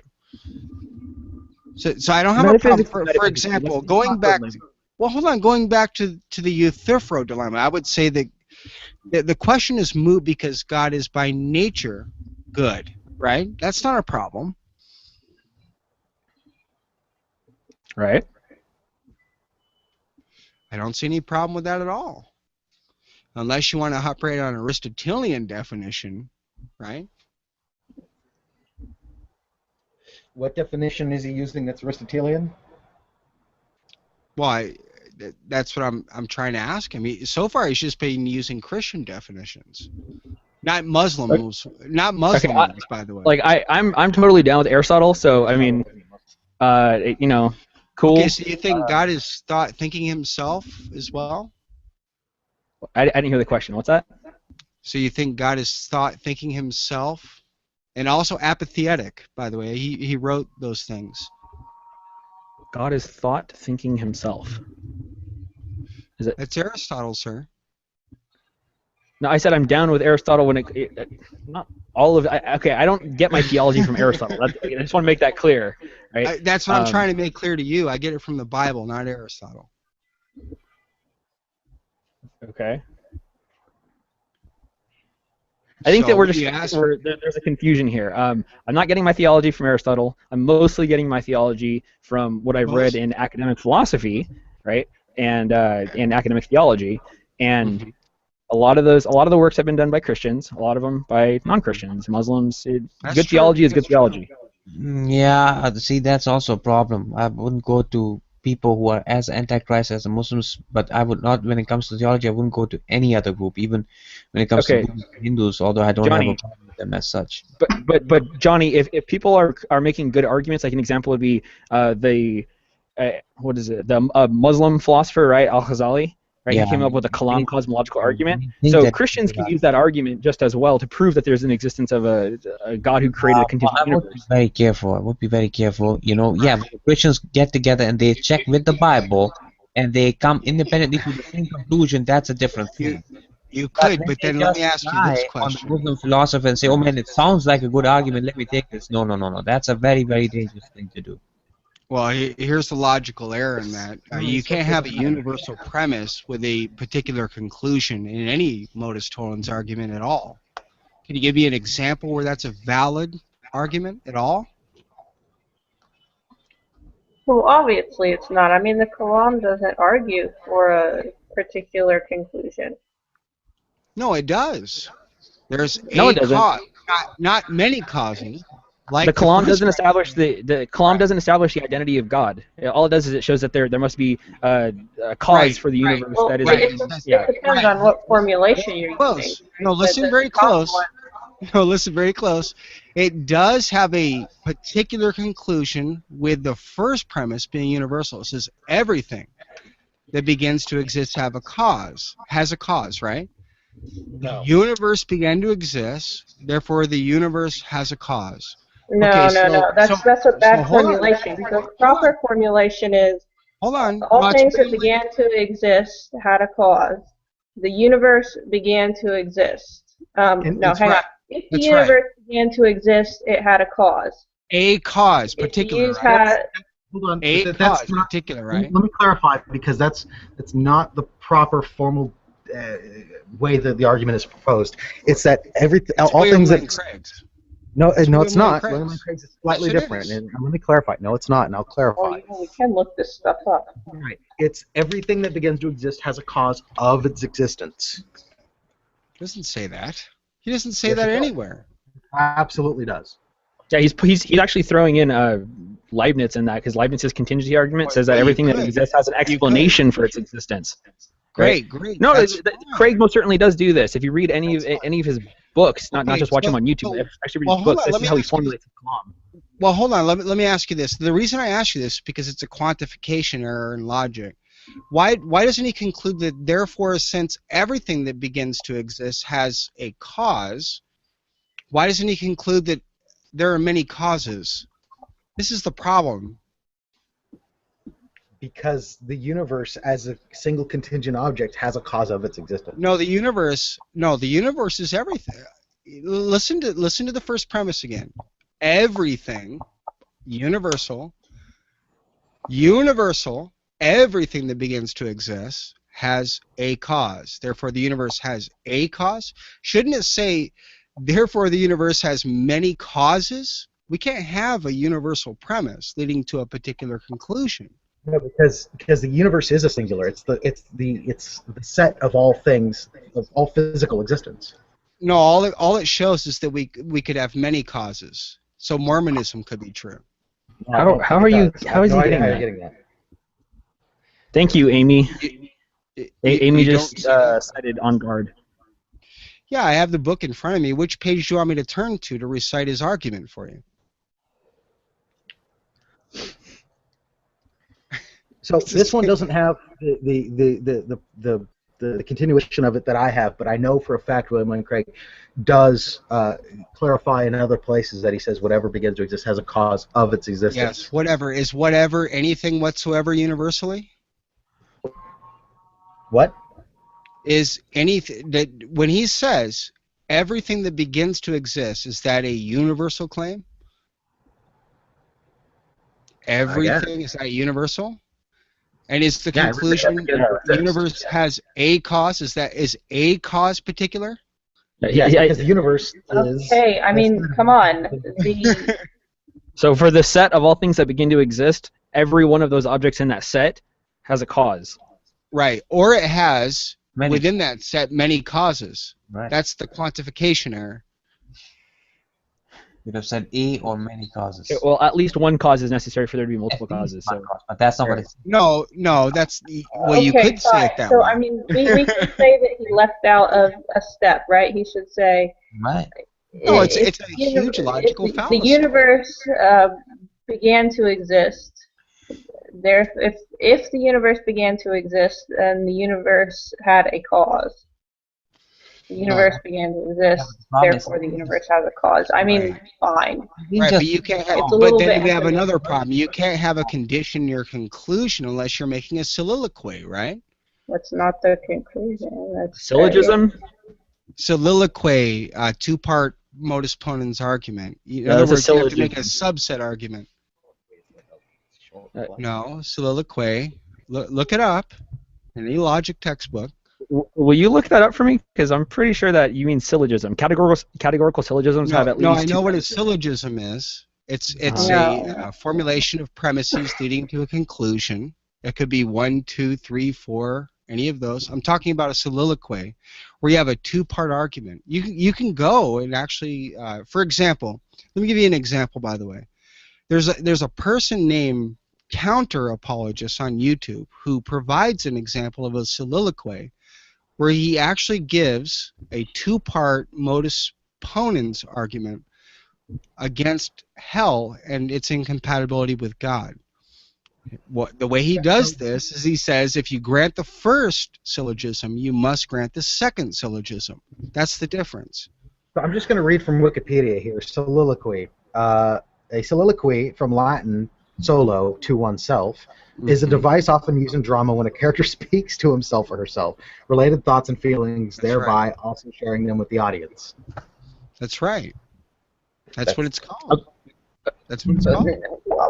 Okay, Russ, I don't know if you know, but he just gave a definition that is not anything like what you just said. But that's not the point. Let's get back to nuts and bolts of what we're talking about here.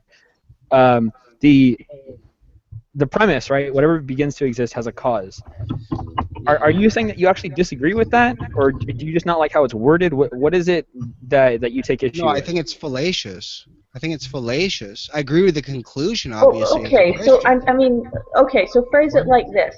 A thing that begins to exist has a cause. Okay, then you start with a particular and you end with a particular. Exactly. I mean, so that's okay. So there's some equivocation on the definition of whatever. That's the problem, right? But who cares?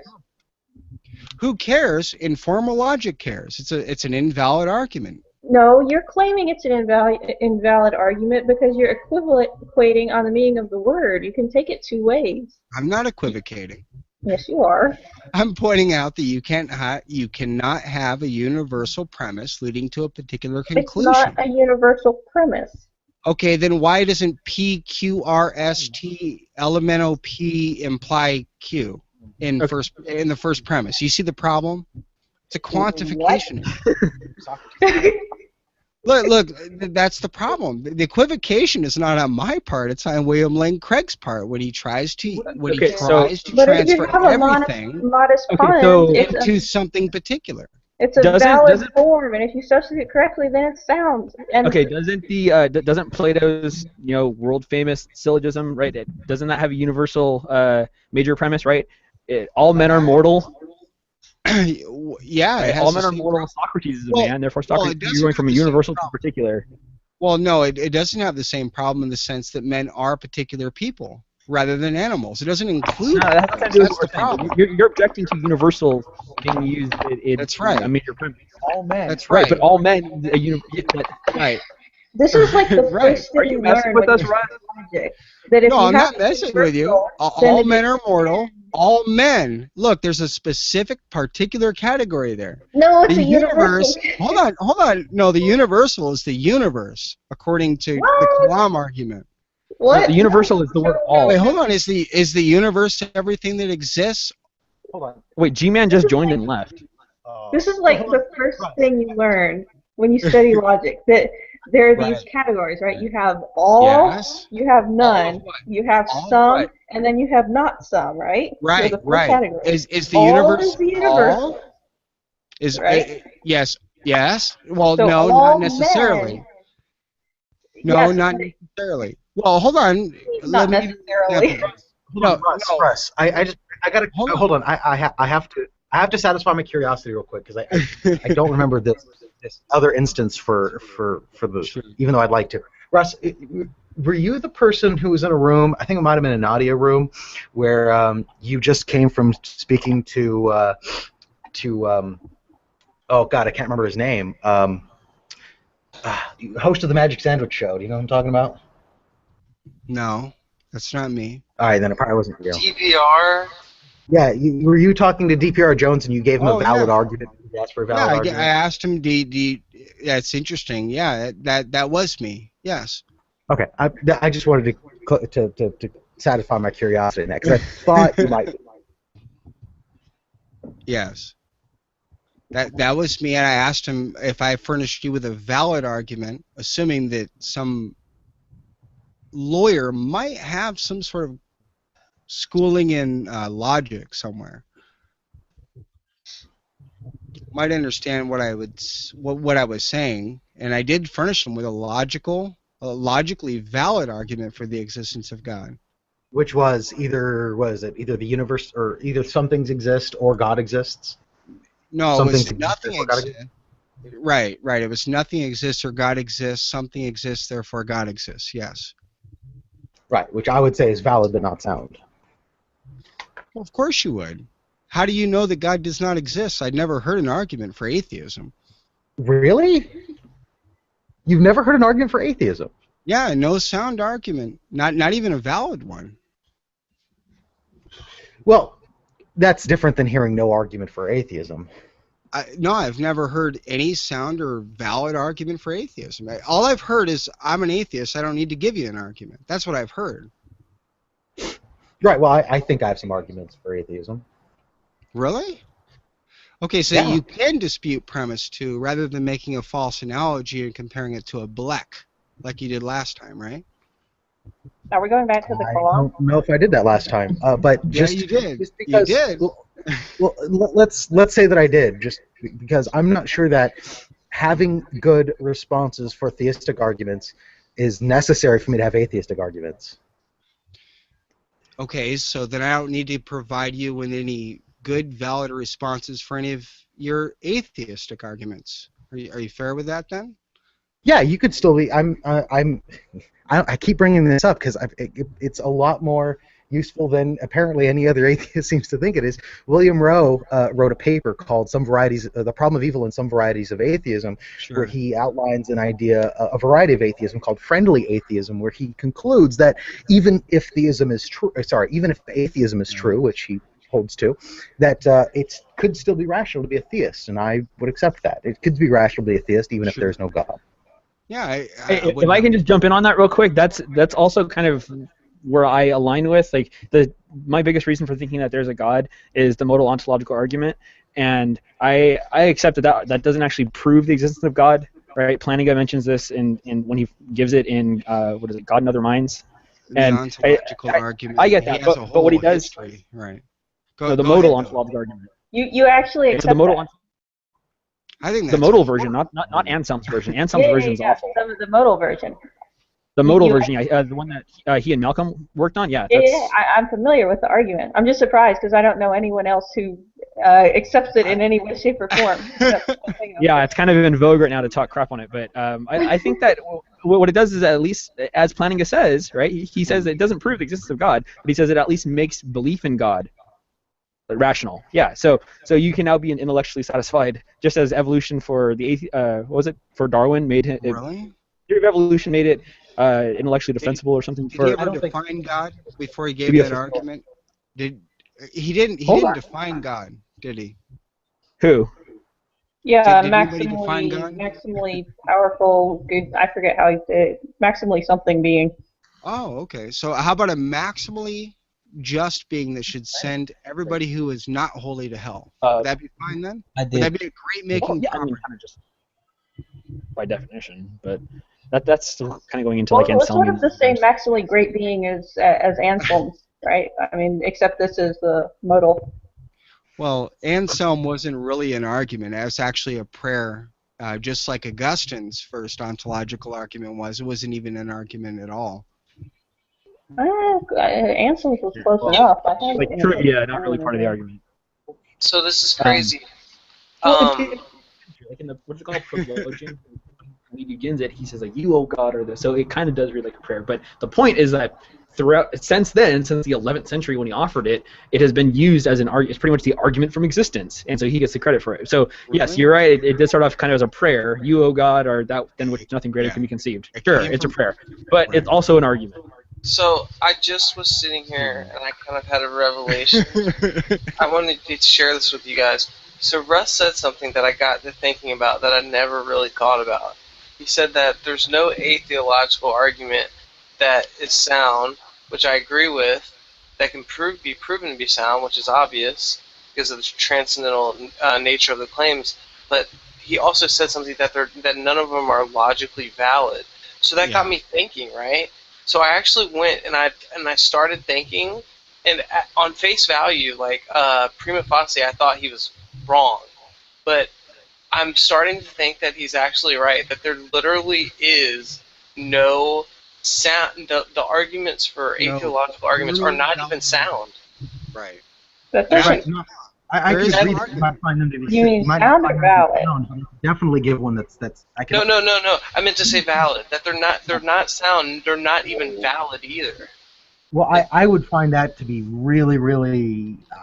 I really don't think that that's probably the case. I think. Yeah, I don't. Well, My favorite argument. think about this. Think about this.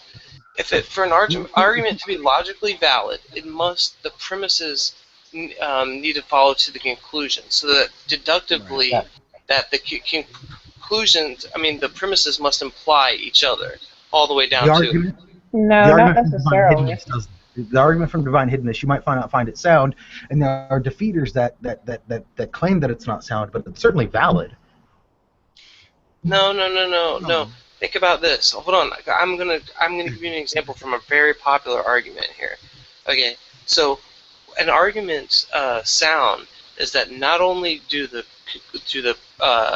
premises follow down to the conclusion logically, it's that they are also all proven, or that they're also all true. So that's what makes it sound. But what makes it logically valid and informed is the fact that they follow.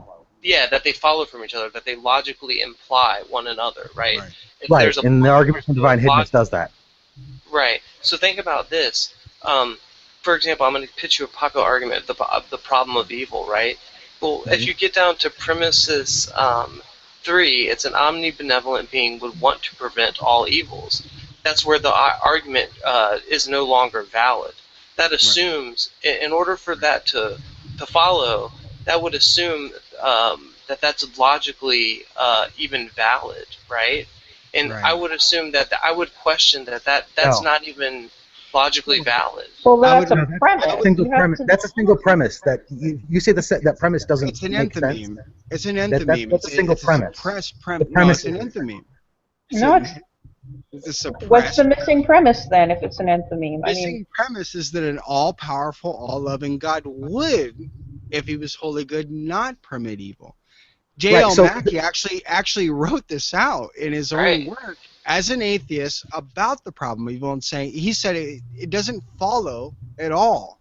Yeah, it doesn't follow. That's what I'm saying. How could But that it be does. valid? Here's the problem. To find out whether an argument is valid, you basically just have to grant the premises as true. Ignore the fact whether or not the argument is sound, and see if it's valid. If you grant that no omnipotent being or omnibenevolent being would allow harm to come to his creation, you have to grant that. That's a single premise that you have to grant to see. No, we it's don't valid. have to grant that. That That's follows, the and that problem. being doesn't exist if there is suffering. That's valid. No, that is no, valid. the enthymeme is the suppressed premise there that you're trying to imply is that a wholly good being would not allow that. You haven't supported or provided the missing premise. You're claiming some other formulation of the argument, though. The most common one doesn't leave it out.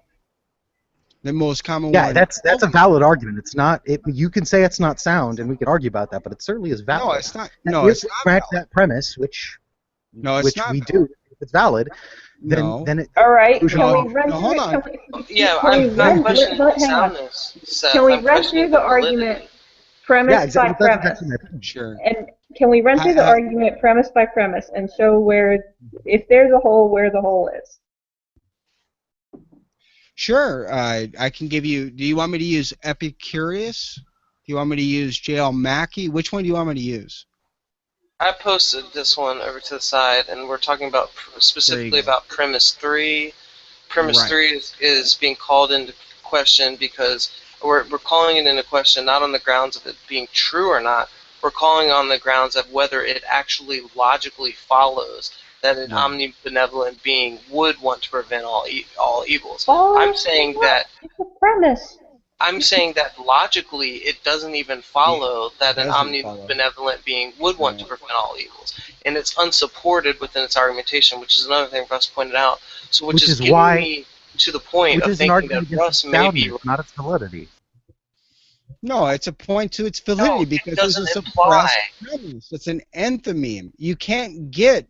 You have to jump the gap and just assume everybody else knows what you're talking about. No, You need to supplant. You need to provide that premise.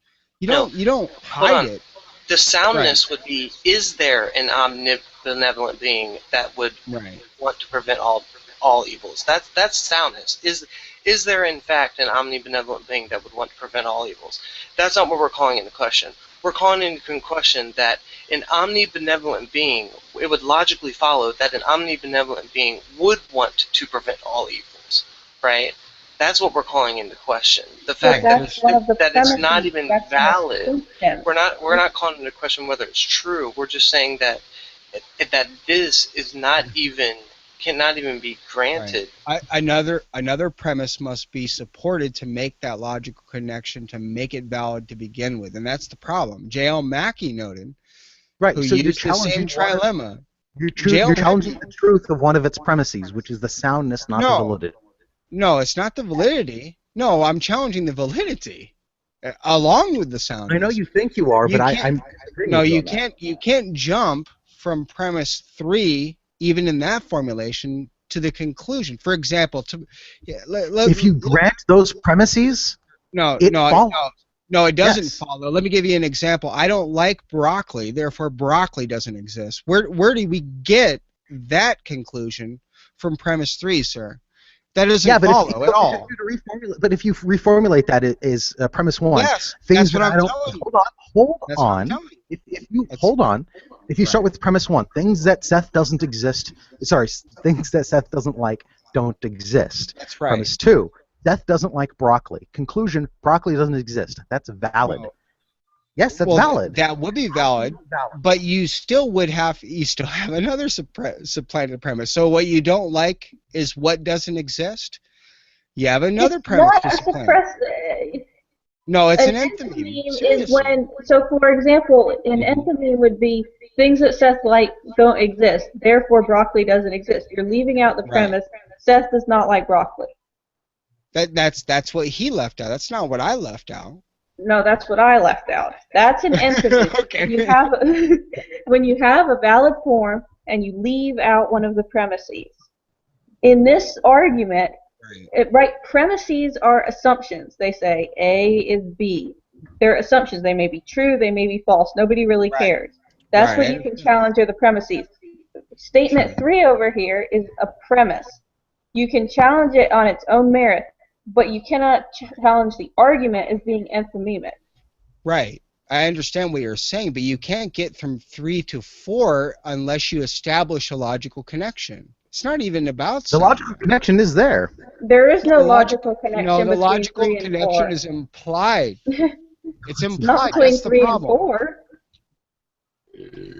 It's implied. If you grant that premise, right? If you're going to tear apart premises, you're challenging the soundness of an argument.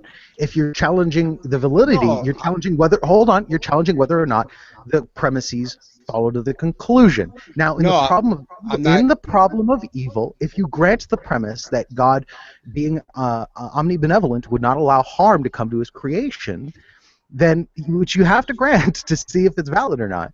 Then it follows that if there is suffering that befalls the creation of God or humans, then that God doesn't exist because you've granted that premise. No, Seth. Not at all.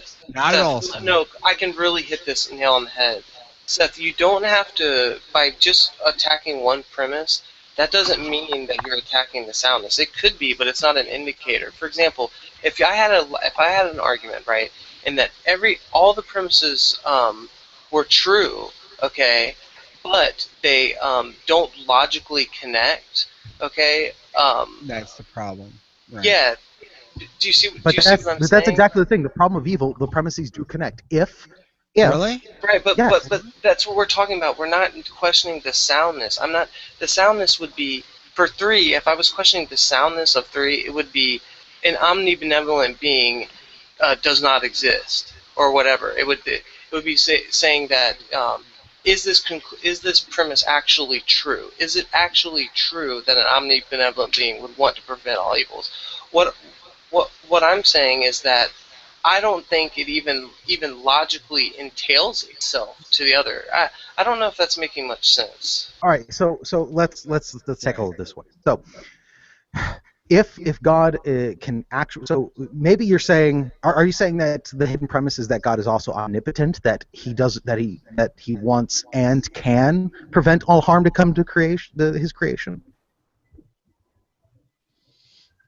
Because in that case, I would agree with you, because that would be a hidden premise. But I don't think that any No, the good hidden. argument for evil does that. No. I think that Okay, go ahead, Seth. what you're saying is that God can and is motivated to prevent all harm to come to his creation. Right, So that's the if hidden there, premise. It's not at all. well, it's I'm not hidden. paraphrasing J.L. Mackie for you here. He wrote a whole book on the problem of evil, pointing out this problem. I don't know if you're familiar with J.L. Mackie. You should look his books up on I am. Amazon sometime. He points out that it's only when we try to connect those premises together that it seems that there's a logical contradiction, but there is no real logical contradiction, because it doesn't seem, I'm just paraphrasing him here, it doesn't seem at all obvious that a holy, good being would not have sufficient reasons for allowing evil. That's exactly what he says, and that's how you cannot get to premise 4.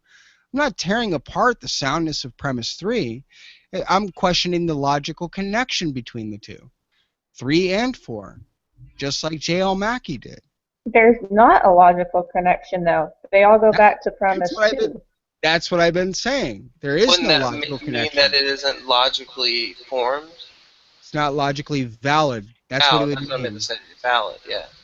No, it's like saying, I don't know, let's see, 3 and 4 don't logically connect. Then the argument stops there, and it can no longer be even valid, let alone sound, right? Because the premises don't follow each other.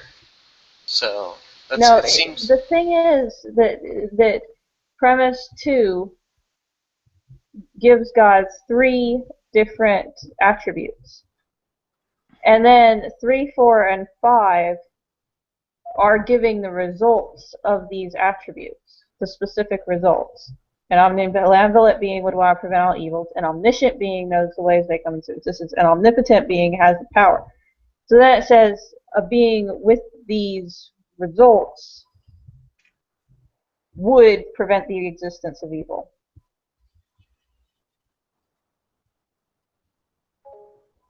What's the enthemy? What's the missing premise?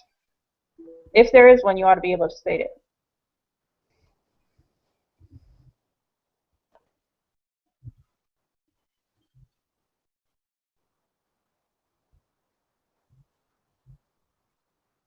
I'm trying to ponder how to put this into words. Let me think about this for a second. Okay. Sorry, I had to go to the bathroom. The would is the problem, Amy. It's not at all clear, J.L. Mackie says, that it follows that God would not have reasons for permitting evil. In fact, that's what Job writes in 1445. That's what we see all around us. Oh, I agree. I think the argument's absolutely unsound. I just don't think it's invalid. No, it is invalid. You can't get from 3 to 4 unless you can show. There's no logical progression from 3 to 4. No, 3, there is. 4, and 5 are supporting There is. 6. No, there's not. There is. There No, there is. isn't. You can't. Okay, what is No. Here's the logical connection. It's not at all clear. I'm going to go in circles now. it? I'm just I'm stating a it the way it is. presuppositionalist. I don't mind It's circles. not at all clear how a holy good. See, it depends on how they're defining holy good here. Holy They good, don't define right? holy good. That's the problem. That's what J.L. Mackey pointed out. You can't jump to the next. You can't even get a resolution on this. From this whole point, it becomes a non sequitur because they're assuming that God does not have morally sufficient reasons for permitting evil. That's not at all clear. Holy good to them is certainly not the God of the Bible, for example.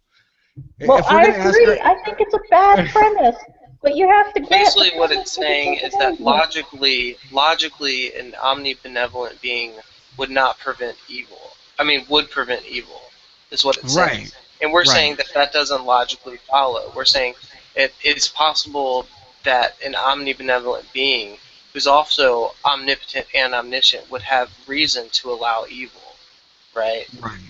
And So, and if that's where it true, won't work. then 4 cannot even logically connect, even if it doesn't, even if 3 wasn't meant to connect to 4, if 3 was meant to connect to 6, it still can't make that connection, right? Right. The rest of it would be null and void from that point on. What we need you to prove is that logically, an omnibenevolent being logically would want to prevent all evils, right? Not saying that Right, there and actually that's a is. premise. You're challenging the premise. No, we're challenging the connection. See, No, they you're challenging the connection between the subject and the predicate in the premise. That's no, we're challenging the premise. challenging. No, we're challenging the apodosis and the protasis of what is wholly good and what is permissible. That's We're what not talking about what are you getting this holy good from? Is that omnibenevolent, or you? See, that's the problem. Where are they getting this? Are they getting this from the Bible? How do you define omnipotence or holy good? Do you get it from the Bible? Well, I agree. It's got bad terminology. It's got false premises. No, it's got Aristotelian thought, right? That wonderful apathetic, right? Apathetic, sorry, apathetic pagan God. It's not even challenging the God of the Bible. If you were actually to take this premise to the Christian God and then try to apply omnipotence and holy goodness, it certainly would not follow. I think the soundness would be, it is true that there is an omnibenevolent being that wants to prevent all evils. That would be the soundness. But we're I think questioning. that's how they would have to formulate it. Right?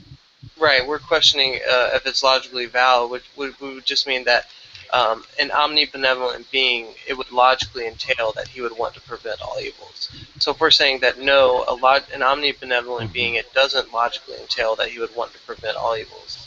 Right. Therefore, any connection you make from the fact that he wants to prevent all evils, which would be in 6, where it says who is able to prevent existence and who wants to do so, right? So you couldn't say that he wants to do so because you can't make that logical connection. It's an invalid argument right from 3 because you haven't proven that an omnibenevolent being would want to prevent all evils. So the hidden premise is that an omnibenevolent being has sufficient reasoning to prevent all evils or something like that. Or Right. Okay, so or I to think say it that he hinges has on the no morally definition of sufficient reason, right? it hinges on the definition of this word want, right? It does. It does. Or would. Right. Both of those terms, right?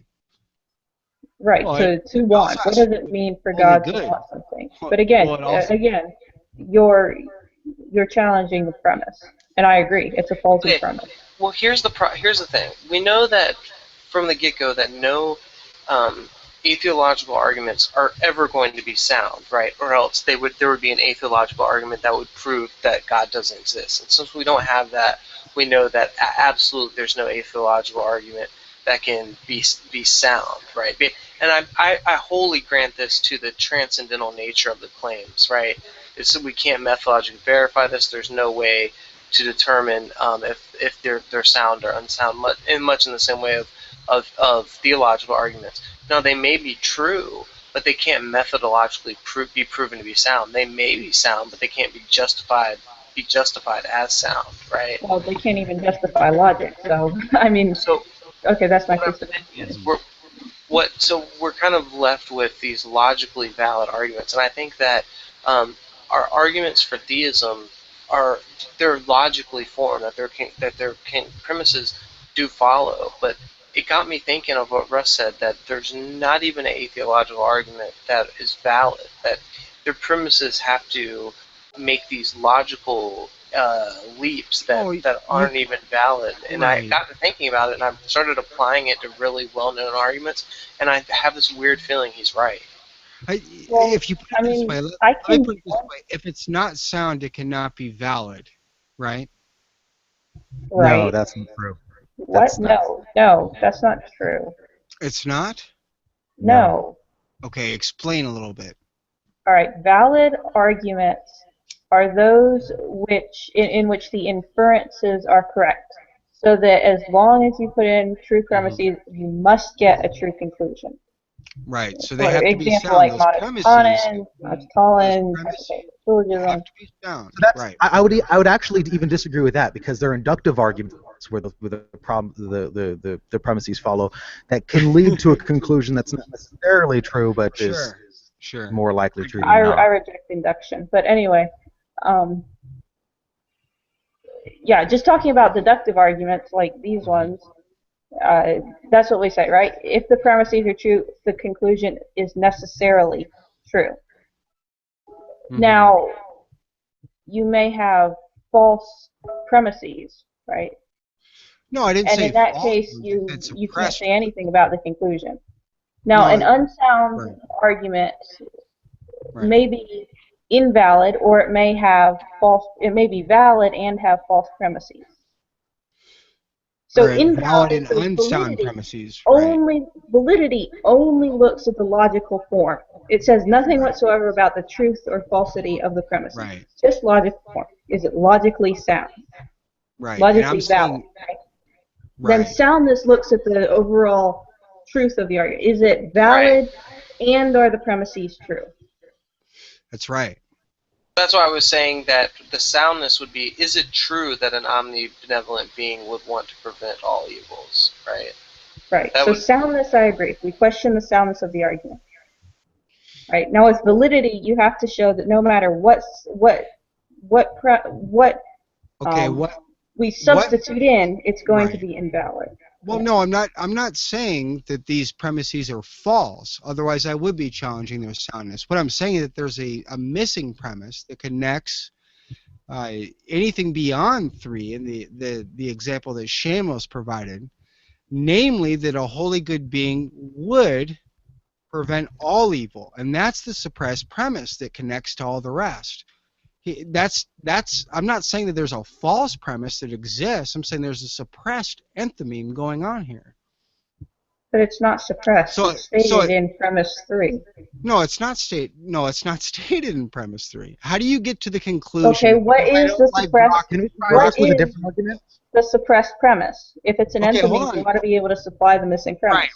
Right. Hold on. So how do I get to the conclusion if our operating premise is what I don't like doesn't exist, to the conclusion that it doesn't exist? How do I put that conclusion together? So if I don't like what this holy good being is doing, it doesn't matter.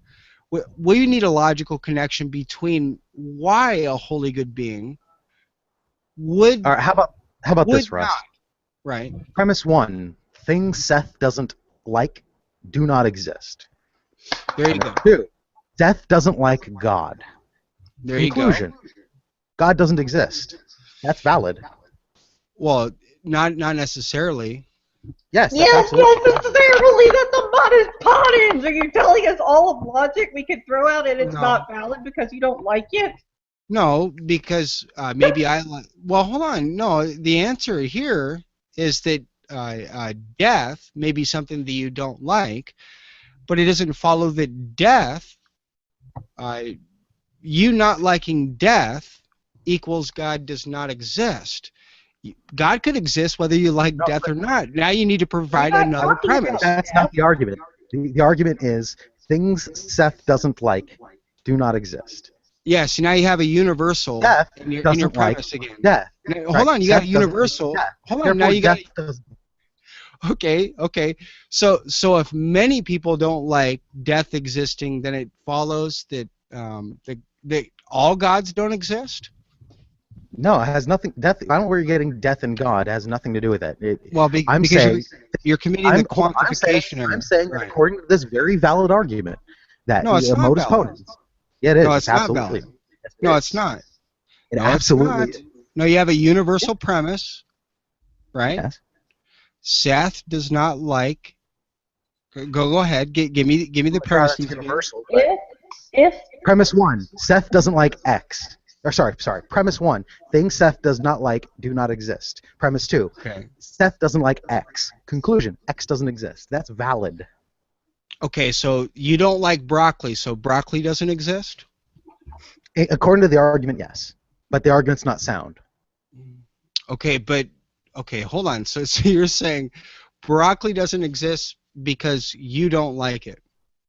According to the argument, yes. Okay. Why? I think maybe you have a valid argument there. we agree. Does that mean that all broccoli doesn't exist? It's not sound. The first premise is All the false. broccoli that I don't Right, like. I know. Right. No, I understand.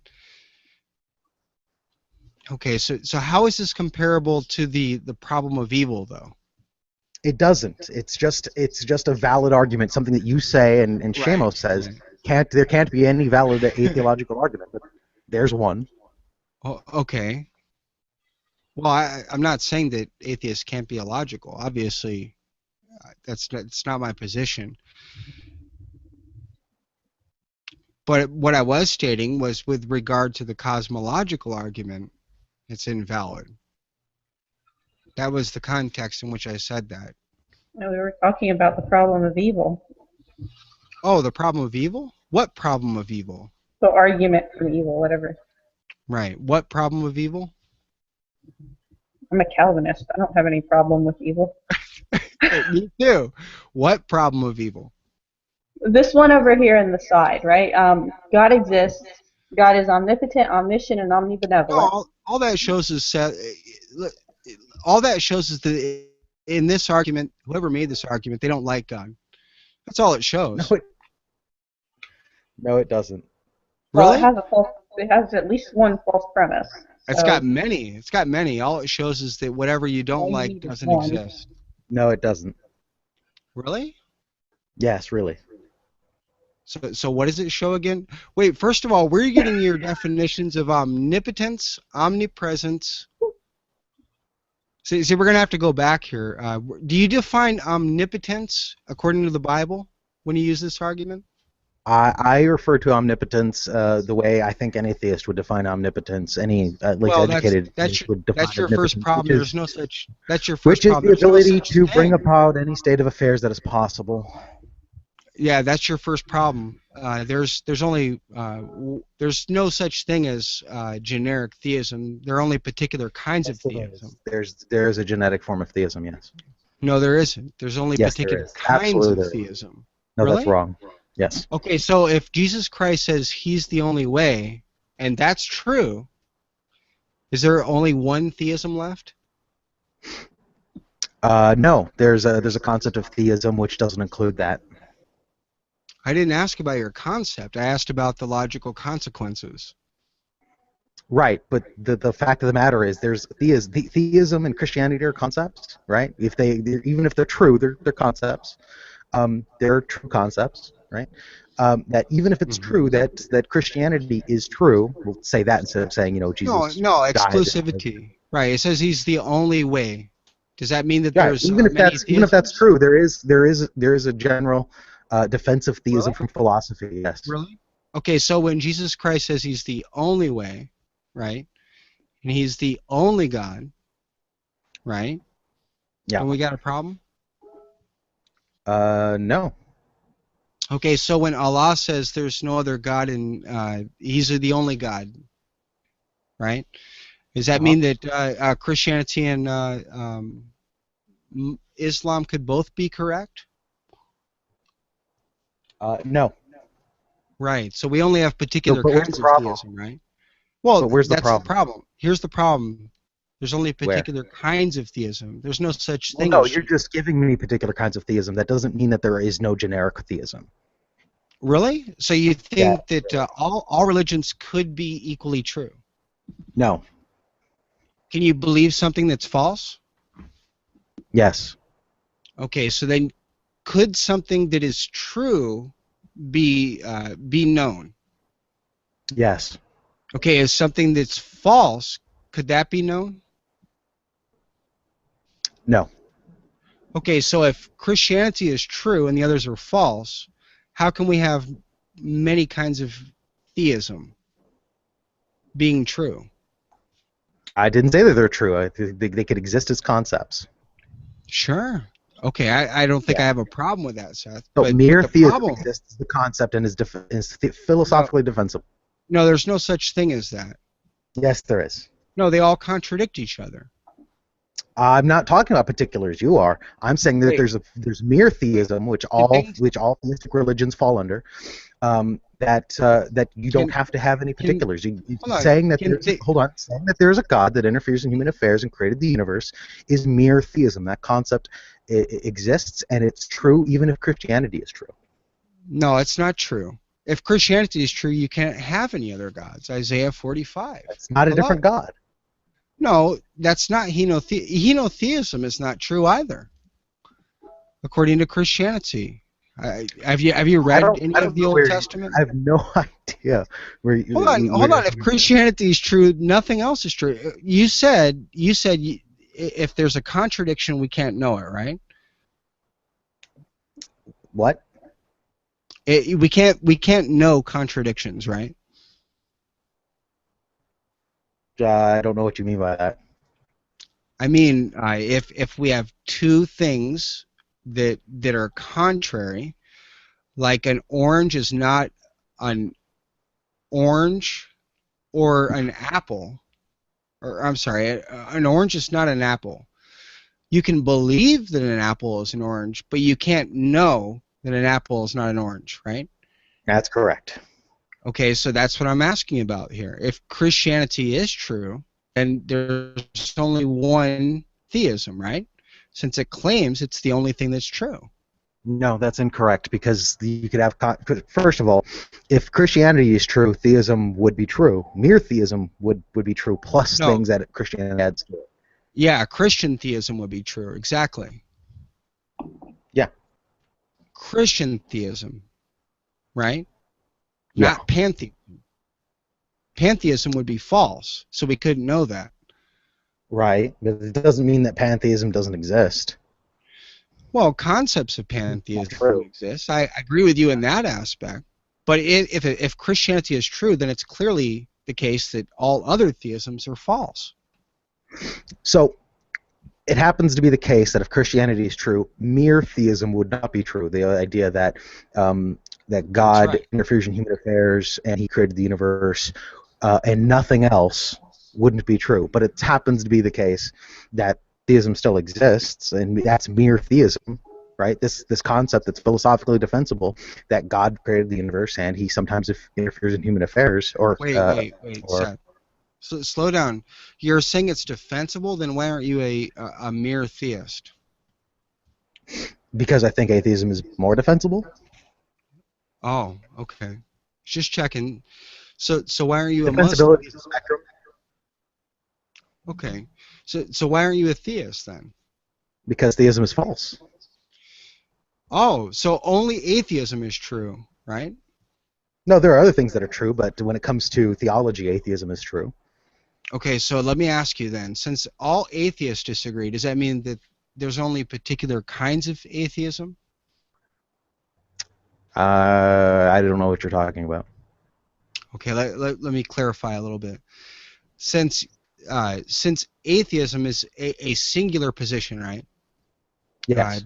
But there are there are belief aspects that differ amongst atheists, does it Mm-hmm. follow then that there's no particular atheism by definition? No, the atheism is merely the concept or belief that no God exists or theism is likely false. Mm-hmm. Okay, so why don't we count denominations by the number of atheists? Because I don't know how you could have to denominate. I mean, I'm not sure what you're talking about. Think about it for a second. So if there are only if there's all sorts of brands of theism, like Mhm. Tootsie Roll Pops, right, with many different flavors, and there are atheists who differ, and they all have different perspectives. Wouldn't you have to say that there are many different kinds of atheism, and atheism is really an ambiguous term? I don't think it's ambiguous at all. I think that if we're going to be Right. consistent in the definition of atheism, all of these people who have different ideas about how you interact with theists is basically what you're. I mean, Well, hold on a second, Seth. Can I ask you something? You said earlier that atheism is you define atheism to be the belief that uh, atheism is true and theism is more than likely false. Now, that more than likely leaves the air of possibility that you do hold at least somewhat of a belief that theism could potentially be true. Now, how do you reconcile that by saying that atheism is true, but theism somehow possibly can't be true, even though there's still that small little probability in your worldview that it could be? I don't get how you can be absolute about one thing and not absolute. I'm not absolute. When I say that atheism is true, I mean that tentatively. Mm-hmm. But again, you can't be absolutely true. I mean, excuse me, absolutely firm in that if you're still somewhat. I mean, if you're even leaving a little bit of a opening for theism to be true. I mean, it's either No, that's not true at all. There are almost everything that we take in everyday parlance, right? We take tentatively, right? Just because I come to a family member and say, "Hey, my sister is planning a surprise birthday party for me, and I have some evidence of this." That doesn't mean that I know with absolute certainty that she's planning a surprise party for me. It's just that I have good reasons to believe it. Right. Not explicitly, but Yeah, but you have. implicitly. But if I may jump in, you must have absolute certainty at least that you have good reasons, right? Or are you going to tell me that you also don't have absolute certainty that you have good reasons to believe that that is so? You must have No, I don't. a certain I point. don't have absolute certainty that my reasons are good. I think that they're good. Okay, so then that just destroys the whole justification. Well, I No, don't think it not does. necessarily. I think there's just a confusion going on here. I would say it this way, Seth, to sort of rehash. When you make probability judgments in your relationships, like I don't know, he was just asking about your sister or something like that, and you say, well, my sister may be home or something like that. Doesn't that assume that you know that you're not the house and that you're not your sister? And I think implicitly it does require certainty, not explicitly though. Nah, I don't think it does. I think we could take all of these tentatively. So you might be a house. I find that to be really unlikely, but I'm open to the possibility. Sure, why not? Okay. I mean, I have a different explanation of it than Johnny does. I guess I would say that for any probability assessment, rather than dancing around the terms, I would say that there are three different kinds of knowledge, as well as three different kinds of belief. Right? I would say that there is procedural knowledge. That is something that we gain through experience, that we do hold to tentatively. And I would say that there's experiential knowledge, right? Something like I know how to fix my car. It's not something, it has to do with experience, but it's still something that's gained hands-on. But then I would say that there's this thing called propositional knowledge. right? And so here would be my argument. I would say in order to engage in any of the other forms of knowledge, procedural or experiential, we have to already assume certain propositions to be true in order to engage in those activities functionally. Does that make sense? Yeah, I start with properly basic beliefs. I guess I'm a reformed epistemologist, which is kind of rare in my age. Okay. Okay, can I just jump in here, guys?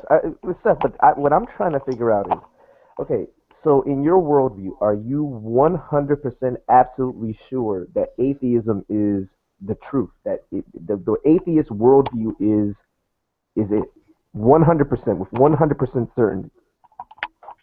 Absolutely not. I take so. This might not really weigh on what you're asking, but I feel like I should explain it anyways. Something like 3 years ago, before I met Adam, I was much more certain about atheism, but my position was less radical, right? I was more of a Anthony Flew presumption of atheism atheist, and since then, I've both readjusted my definition of atheism and accept a more radical position that no God exists, but also have been more tentative in that conclusion.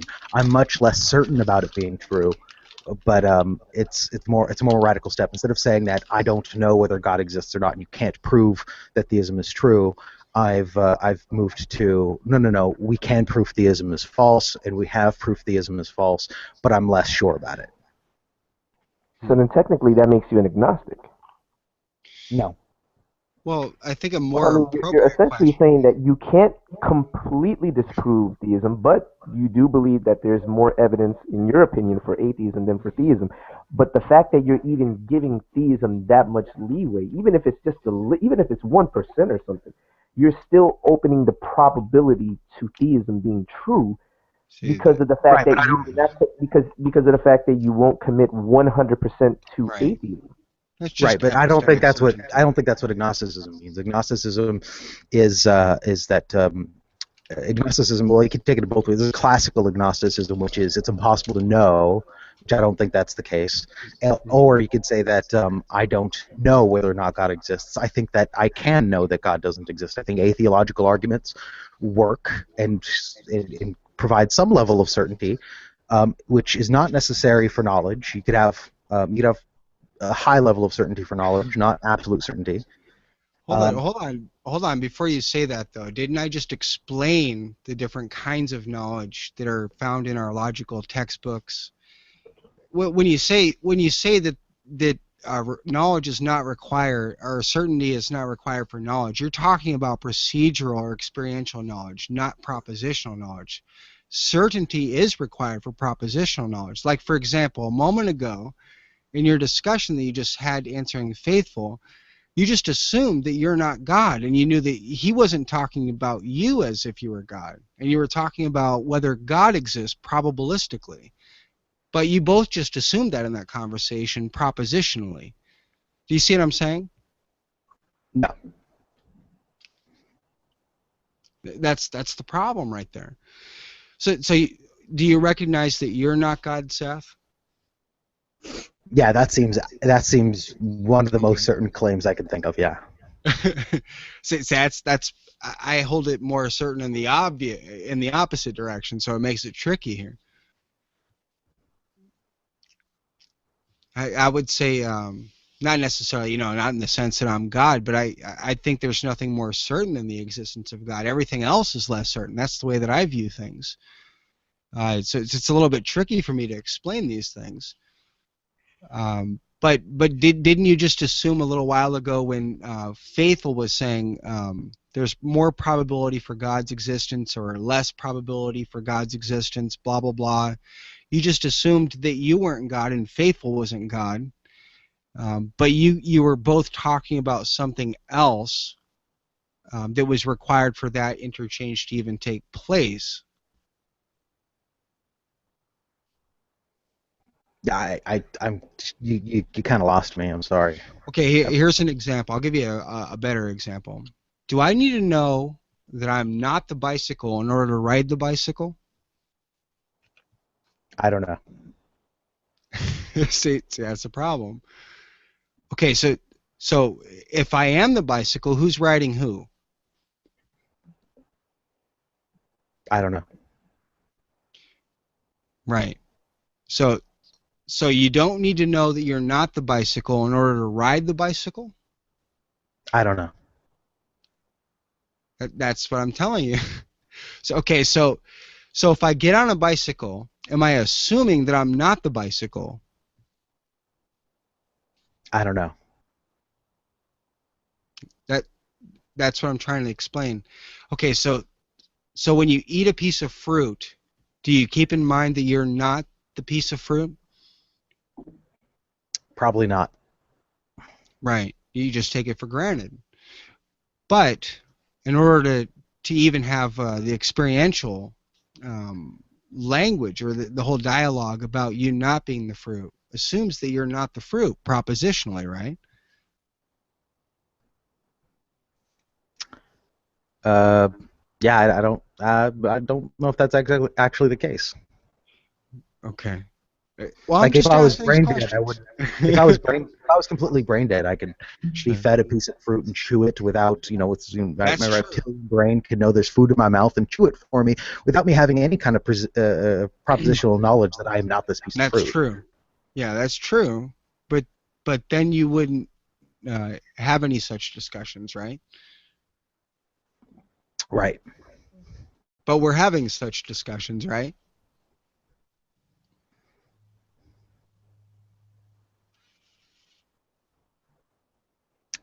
Did he cut out for anyone else? No. I can still hear him. No, Can you hear him? yeah, I was just asking. Okay, the No, I'm brain asking dead Seth. person. Can you hear Russ now? Mm-hmm. I can hear him now. He cut out for a second. Oh, my bad. Sorry. So the follow-up question I gave you is, are we having such discussions? The brain dead vegetable person couldn't have such discussions, but we are having such discussions, right? Uh-huh. So I'm not sure. I mean, I understand where you're coming from and bringing that up. Certainly, there are those people. Now, I will say Well, I this. brought it up because you asked if there was any. That you seem to be asking if there's any state of affairs where we could eat a piece of fruit and not know we're the piece of fruit, and I think that there are such state of affairs. Okay, but you're not in that situation. No, I don't think I am. I hope not. I've had this terror since I was a child because people would tell me that and I'm not trying to brag. People would tell me that I'm smart, and I used to think, you might tell somebody who's cognitively deficient that they're smart because they express something that's usually beyond their station or something. And what if I'm that idiot who thinks that they're smart because people tell them that they're smart, but they're just patronizing them? Yeah, I know. I get you. That's a funny question for people to ask you. Which is why ever since I was a child, I was never so presumptuous to say I'm smart. I think people that claim that they're intelligent are probably pretty dumb. Mm-hmm. Now, is the reason now, and if you don't mind me kind of playing off of that a little bit, but do you think that in asserting something, automatically, coming out and saying, well, for example, I'm smart, it's in a way a little egotistical. It kind of gives off an air of like you're boasting. Would you say that, sir? Yeah, I think that would be boasting, and I would also think that it's really problematic because the Dunning-Kruger effect, right? That if you weren't intelligent, if you didn't know enough, you wouldn't be in a good position to assess your own intelligence. And I think we're all in that position, unless of course God exists. Now, God why tells would you you're smart. Well, right? I would say there's an Now, hold on one second, equivocation Russ. on Let that me just term, jump but in go here real ahead. quick. But again, you make this assertion when it comes to God. You say, I don't believe that God exists, or you'll say that there is no God, but in a way, it's almost like the same kind of it comes across a little. I don't want to say condescending because you don't seem like the kind of guy that that's No, very Seth's a condescending. cool guy. I can vouch for him. Yeah, He's you are a reasonable atheist. I'll give you that. You're Thank very you. I cordial strive and for that. respectful, and I do appreciate that because there's not a lot of atheists Mhm. in the G plus community that are like that. I actually enjoy your presence whenever you come into these hangouts, by the way. Um, but I do feel that maybe there's a little bit of a inconsistency in that because while you yourself would not boast in and of yourself, you will assert that God doesn't exist. Whereas I think the more reasonable uh, viewpoint from your standpoint would be, to say that there's a probability that he could and there's a probability that he couldn't because and to more or less just but to just assert that he doesn't exist is just So it's kind of the I'm same not thing. I'm not sure if that is boastful, but I'll grant that for you to say this, which is one of the reasons I come in and will sometimes say such things is, oh well, we can know that God doesn't exist. That is probably a little hyperbolic, a little bit boastful, a little bit very sure of myself to say such things. But in Don't these worry, Seth. I get conversations, I that think all it's the time. I'm a I, Christian. in these conversations, I think it's important for somebody like me to say such things for a couple of different reasons. Number one, to distinguish myself from presumption of atheism atheists who Mhm. feel like atheism can't be true or false because it's just a presumption you make about not being able to verify whether theism is true. Right. So, number one, to distinguish myself from those kinds of atheists. Number two, to start the conversation. Sometimes I like to talk about the atheological arguments, which don't get a lot of play in these. And I think if I just blurt out, "Hey, we can know God doesn't exist," that's a good way to start that conversation. That'll definitely get it going. Yeah. Gotta hand it to you there. That is a conversation starter. Which is shocking because I thought like I was in a hangout with G-Man, I don't know how many times, like about a year ago, maybe 2 years ago, where I would say such things, and I'm expecting G-Man to go, wait a minute, let's talk about that, but he never did. He was always wanting to attack other atheists for other things that they said, and I really expected him to want to tackle these atheological arguments. Yeah, I hear you. That's what I do on my website is tackle all those arguments. I have a link to the problem of evil, by the way, explaining all these things. If you want it, by the way. Are you familiar with Justin Schieber's argument from fine-tuning against God? No, I hate the teleos arguments too. I'm not a natural theologian, Seth. I'm a Vantillian. Oh, Right, but I think this you isn't the posted your link theological argument. to your A hangout, right? theological argument. It's an atheological argument. Yeah, Justin Schieber is an atheist, and he proposes that fine-tuning is an argument for theism, or sorry, for atheism. Okay, good, good. That could prove a leprechaun made it. I don't care. That's the way I view teleos arguments. No, no, no, Seriously. no, no, no. The argument from fine-tuning against God is an atheological argument. Okay.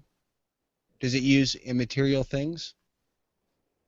I think immaterial things are somewhat in the argument. Okay. Does atheism require materialism? No, Okay, then how do you define natural and supernatural? I don't. I don't really like to get into that because that's a really shaky ground that I'm not well founded on. I don't think. Well, would it But be fair to say I that? don't think hold on. Justin Schieber's argument isn't that it's from naturalism, right? The argument doesn't propose that there are uh, supernatural things. The argument is for naturalism. He says, let me just explain a little bit the way I understand the argument because he hasn't written it down, which pisses me off. I've only heard it in some impromptu debates, so it makes it really difficult to get this argument down pat. And the way I understand it, I'm not sure he's got it fully figured out either. But I think it's interesting, in that he proposes that how's this go? That under naturalism, if we were to find highly evolved beings such as ourselves, or even intelligent, physical, biological beings such as ourselves, you would expect to find fine-tuning, right? That there has to be some have to be some properties and attributes of the universe which allow for such beings to come into existence. But under theism, that's not an assumption that you would have. Under theism, if God's concerned with creating moral beings, he doesn't have to create a fine-tuned universe so they can exist. He could just make non-physical moral beings that interact with each other. So under theism, you wouldn't expect to see fine-tuning, but under atheological naturalism, you would expect to see fine-tuning. Right. See, that's the problem. That's the problem.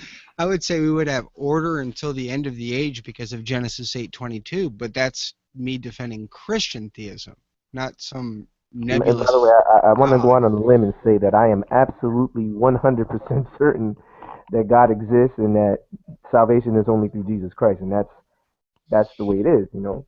Now, I'm pretty sure Steph would argue with me on that. You know, I guess we can have that kind of discussion another time because it's actually late over here. And I do like these discussions, man. I just don't like them to be this late. And I know Johnny, man. It's like Johnny probably fell 7 asleep in the morning over in Germany. I actually think that's an interesting argument that Seth just put forward. I think it's interesting in the sense that I can kind of understand the angle that it's coming from, but I'm not sure necessarily that would. I'm not. What I'm trying to say is, it would seem to me like it would be possible that a god would need to fine tune, right? Because in order for things to be what's that word I'm looking for? Like in order for things to be logically consistent, there have to be certain like preconditions for life, right? And these preconditions need to be finely tuned. It would seem, right? Like what there's like a famous example that's eluding me right now that I just had on the tip of my tongue. Go get your water, Seth, and I'll think about this, and then I'll. Okay, I want to clarify before I go. This is a very, very what's what I'm looking for here? Beta, alpha, no, beta. It's a very nuanced argument. It's not a drop down drag out. Oh, that means God doesn't exist. It just means that naturalism and atheological naturalism is more likely under this argument than theism. It's not a logical argument. It's evidential, and it's very, very tentative. Let's say that. So God wouldn't need to have done it this way, but that doesn't speak on whether or not he did do it this way. It's just speaking on the it could still be the case. Right, absolutely. Still could be the case that theism is true. It's just that just giving the two propositions that there are intelligent biological beings and there's fine tuning, that's more consistent under naturalism than theism. You'd expect to see that under naturalism. You wouldn't expect that under theism. If you were to say, hey, theism is the idea that a God exists and he cares about moral beings, you would only expect that there are moral beings in God, not a fine-tuned universe and biological agents. Yeah, see, that wouldn't work me as a Calvinist. That would probably refute every other theism except biblical Christianity. That's part of the problem. Because it's very clear in Scripture, Jacob I loved, Esau I hated. God hates certain people in Scripture. Not a problem. But then again, he also allows for those same people. For example, we see Paul preaching the gospel to King Herod Agrippa, who was an Edomite. Mm-hmm. So it works both ways. While God hates the sin of man, and in many cases, things are predestined for certain people to be a certain way, but yet he offers salvation to everyone, which is, and I know that may seem illogical to certain people, but it's very, very logical to God, and the fact that the way He has it set up. And there are things that maybe, for example, you and I might not understand it in our human reasoning. And I know that probably sounds crazy to an atheist, but it is true. For example, look at that. Jacob I've loved, Esau I've hated, right? Malachi 1:3 and Romans chapter 9. I think it's 9. I forget what verse, but then we see again, just to reiterate this, Yeah. Paul preaching the gospel to Agrippa, who was an Edomite. Mhm. So, you Well, know, I could go further with the example. God created the heavens for His own glory. Psalm 134. He created us for His own glory and His own purpose by His own will. Isaiah 48:9. He doesn't share His glory with another. We're not God's pets, according to the Scripture. I don't care about teleological arguments. All those right? do is And disprove the God of the there's also philosophers. the viewpoint that says that Right. obviously The the word non-Christian hate isn't philosophers, to be specific. but the word hate there isn't even specifically just a. I mean, yes, the hatred of sin in one part, and also the hate meaning to love less. You remember when Jacob loved, I think it was Rebecca. Jacob? No, no. Was it Jacob? No, no. Wait, hold on. I think it was Jacob loved Rebecca, or he hated Leah or something, and love, and then it explains that he loved Rebecca more. Yeah. You know, Yeah. technically the word there isn't quite like hate, like just this but rather a loving less. Right. Yeah, Right. I used to get it all into this natural theology bull crap. But that really is what it is. I'm just telling you, that's what it is. Natural theology is a bunch of crap. All of it. Every single bit of it. It Although you denies are right Scripture. though, you are absolutely right though. It denies. Does I don't care if you want to God argue does against God. Look, here's the way I look at it. If the God of Aristotle or anybody else other than the God of Scripture is proven to exist, then the God of the Bible is invalidated. right, But but you I are don't right about one defend the thing. God. That God, But I there don't. are I don't. certain people Hmm. that God does abhor because or abhor because of the fact that He hates Well, sin. here's the way I look at it, Faithful. People who are natural theologians don't have the spine to stand up for their actual beliefs. Literally, they are like noodly appendages of the flying spaghetti monster. Quite literally, they don't have the spine to stand up for what they actually believe in, or try to defend what they actually believe in. So Right, they try to make it more broad, but you know it's very clear in Scripture. Christ said, "Those who deny me for the sake of others, I will also deny them before my Father who is in heaven." right, That's what Scripture said. and that's why Natural theology is a I'll say this much, direct, man. That's why we are direct called to opposition defend to this that. faith. Russ. That's why we are instructed to defend this faith, and it is Yeah, very important that we which defend faith? this faith. What Our faith? faith, How about the this, Jude? Christian faith. How about this, Jude 1:3? The faith once and for all delivered unto the saints.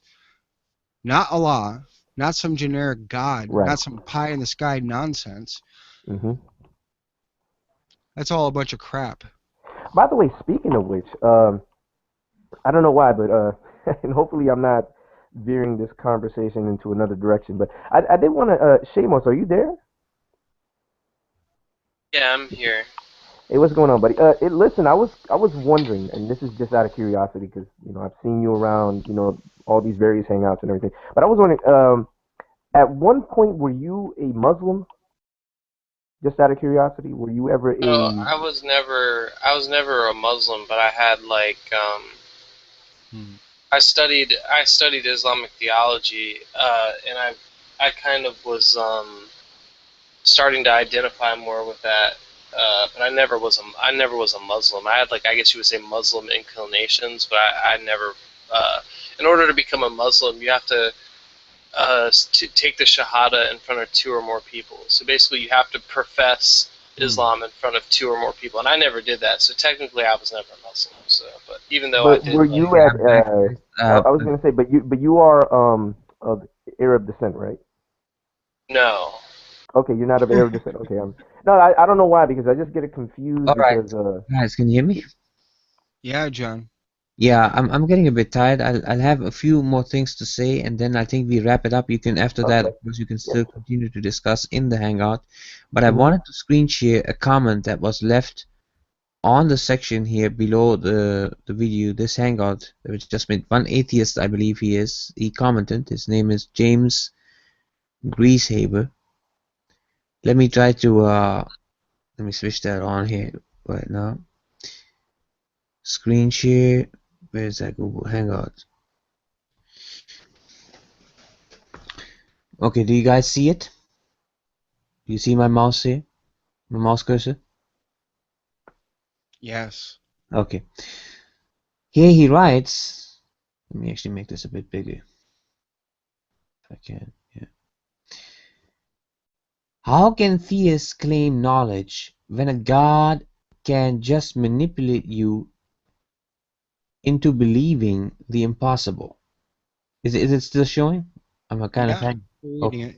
Thanks for sharing it. And any kind of revelation could also be a trick. You can feel. Oh, I'm having a shockwave problem here. I hope it doesn't.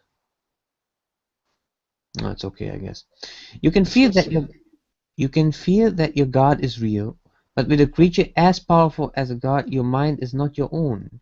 You can't even trust your mind with the existence of a God. Now I answered him here, and see, this is a huge problem because obviously he thinks of a different God than the Christian God.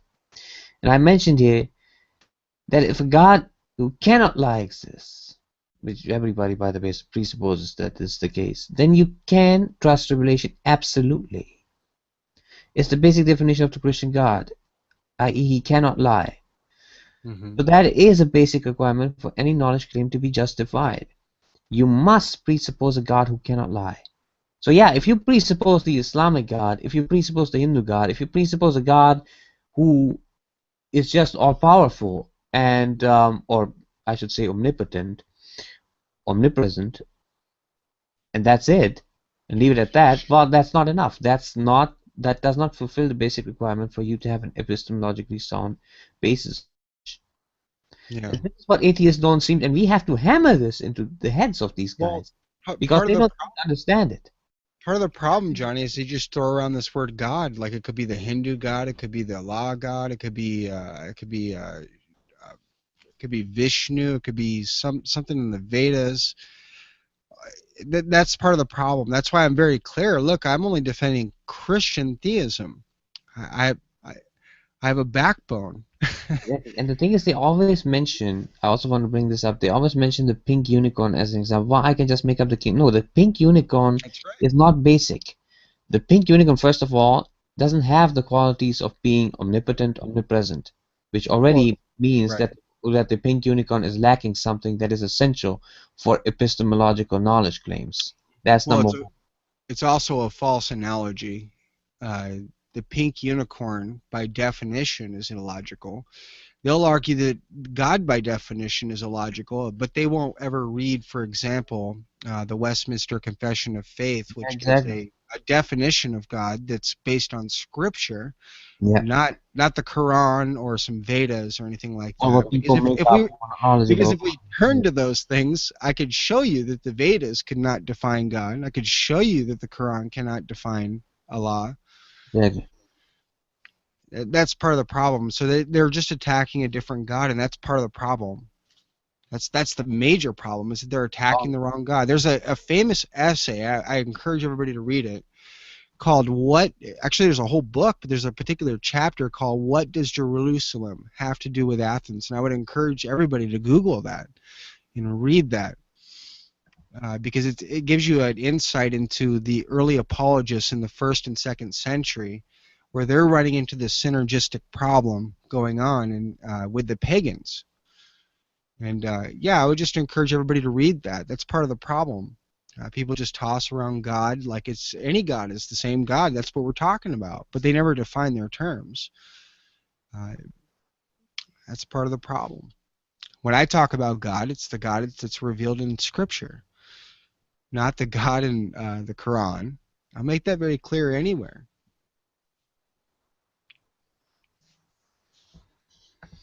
So if you want to say God, maybe God could give us a lie. Well, yeah, that's true if it's not the God of Scripture, because the God of Scripture says he cannot lie very clearly by definition. That Exactly. may be true in the Quran, right? That may be true in the Vedas. Yeah. By the way, I just wanted to stand corrected on one thing. It That was being said, Jacob yeah, loved wait, I have a Rachel. last say and then I'll And By the way, I just want to stand corrected on something I said earlier that Jacob loved Rachel, I think, more than he loved Leah. Just to stand corrected on that, by the way. Because I said Rebecca. I know Rebecca was his mother, so. yeah, that's fine. But okay, so yeah, so I'll end the hangout for now. I think we have given out enough information here. Hey, Seth and Adam, you guys have a good night. I saw you guys. What was it? No, but you guys can keep talking. Paper, rock, and scissors for the last beer, or what? So bye, folks.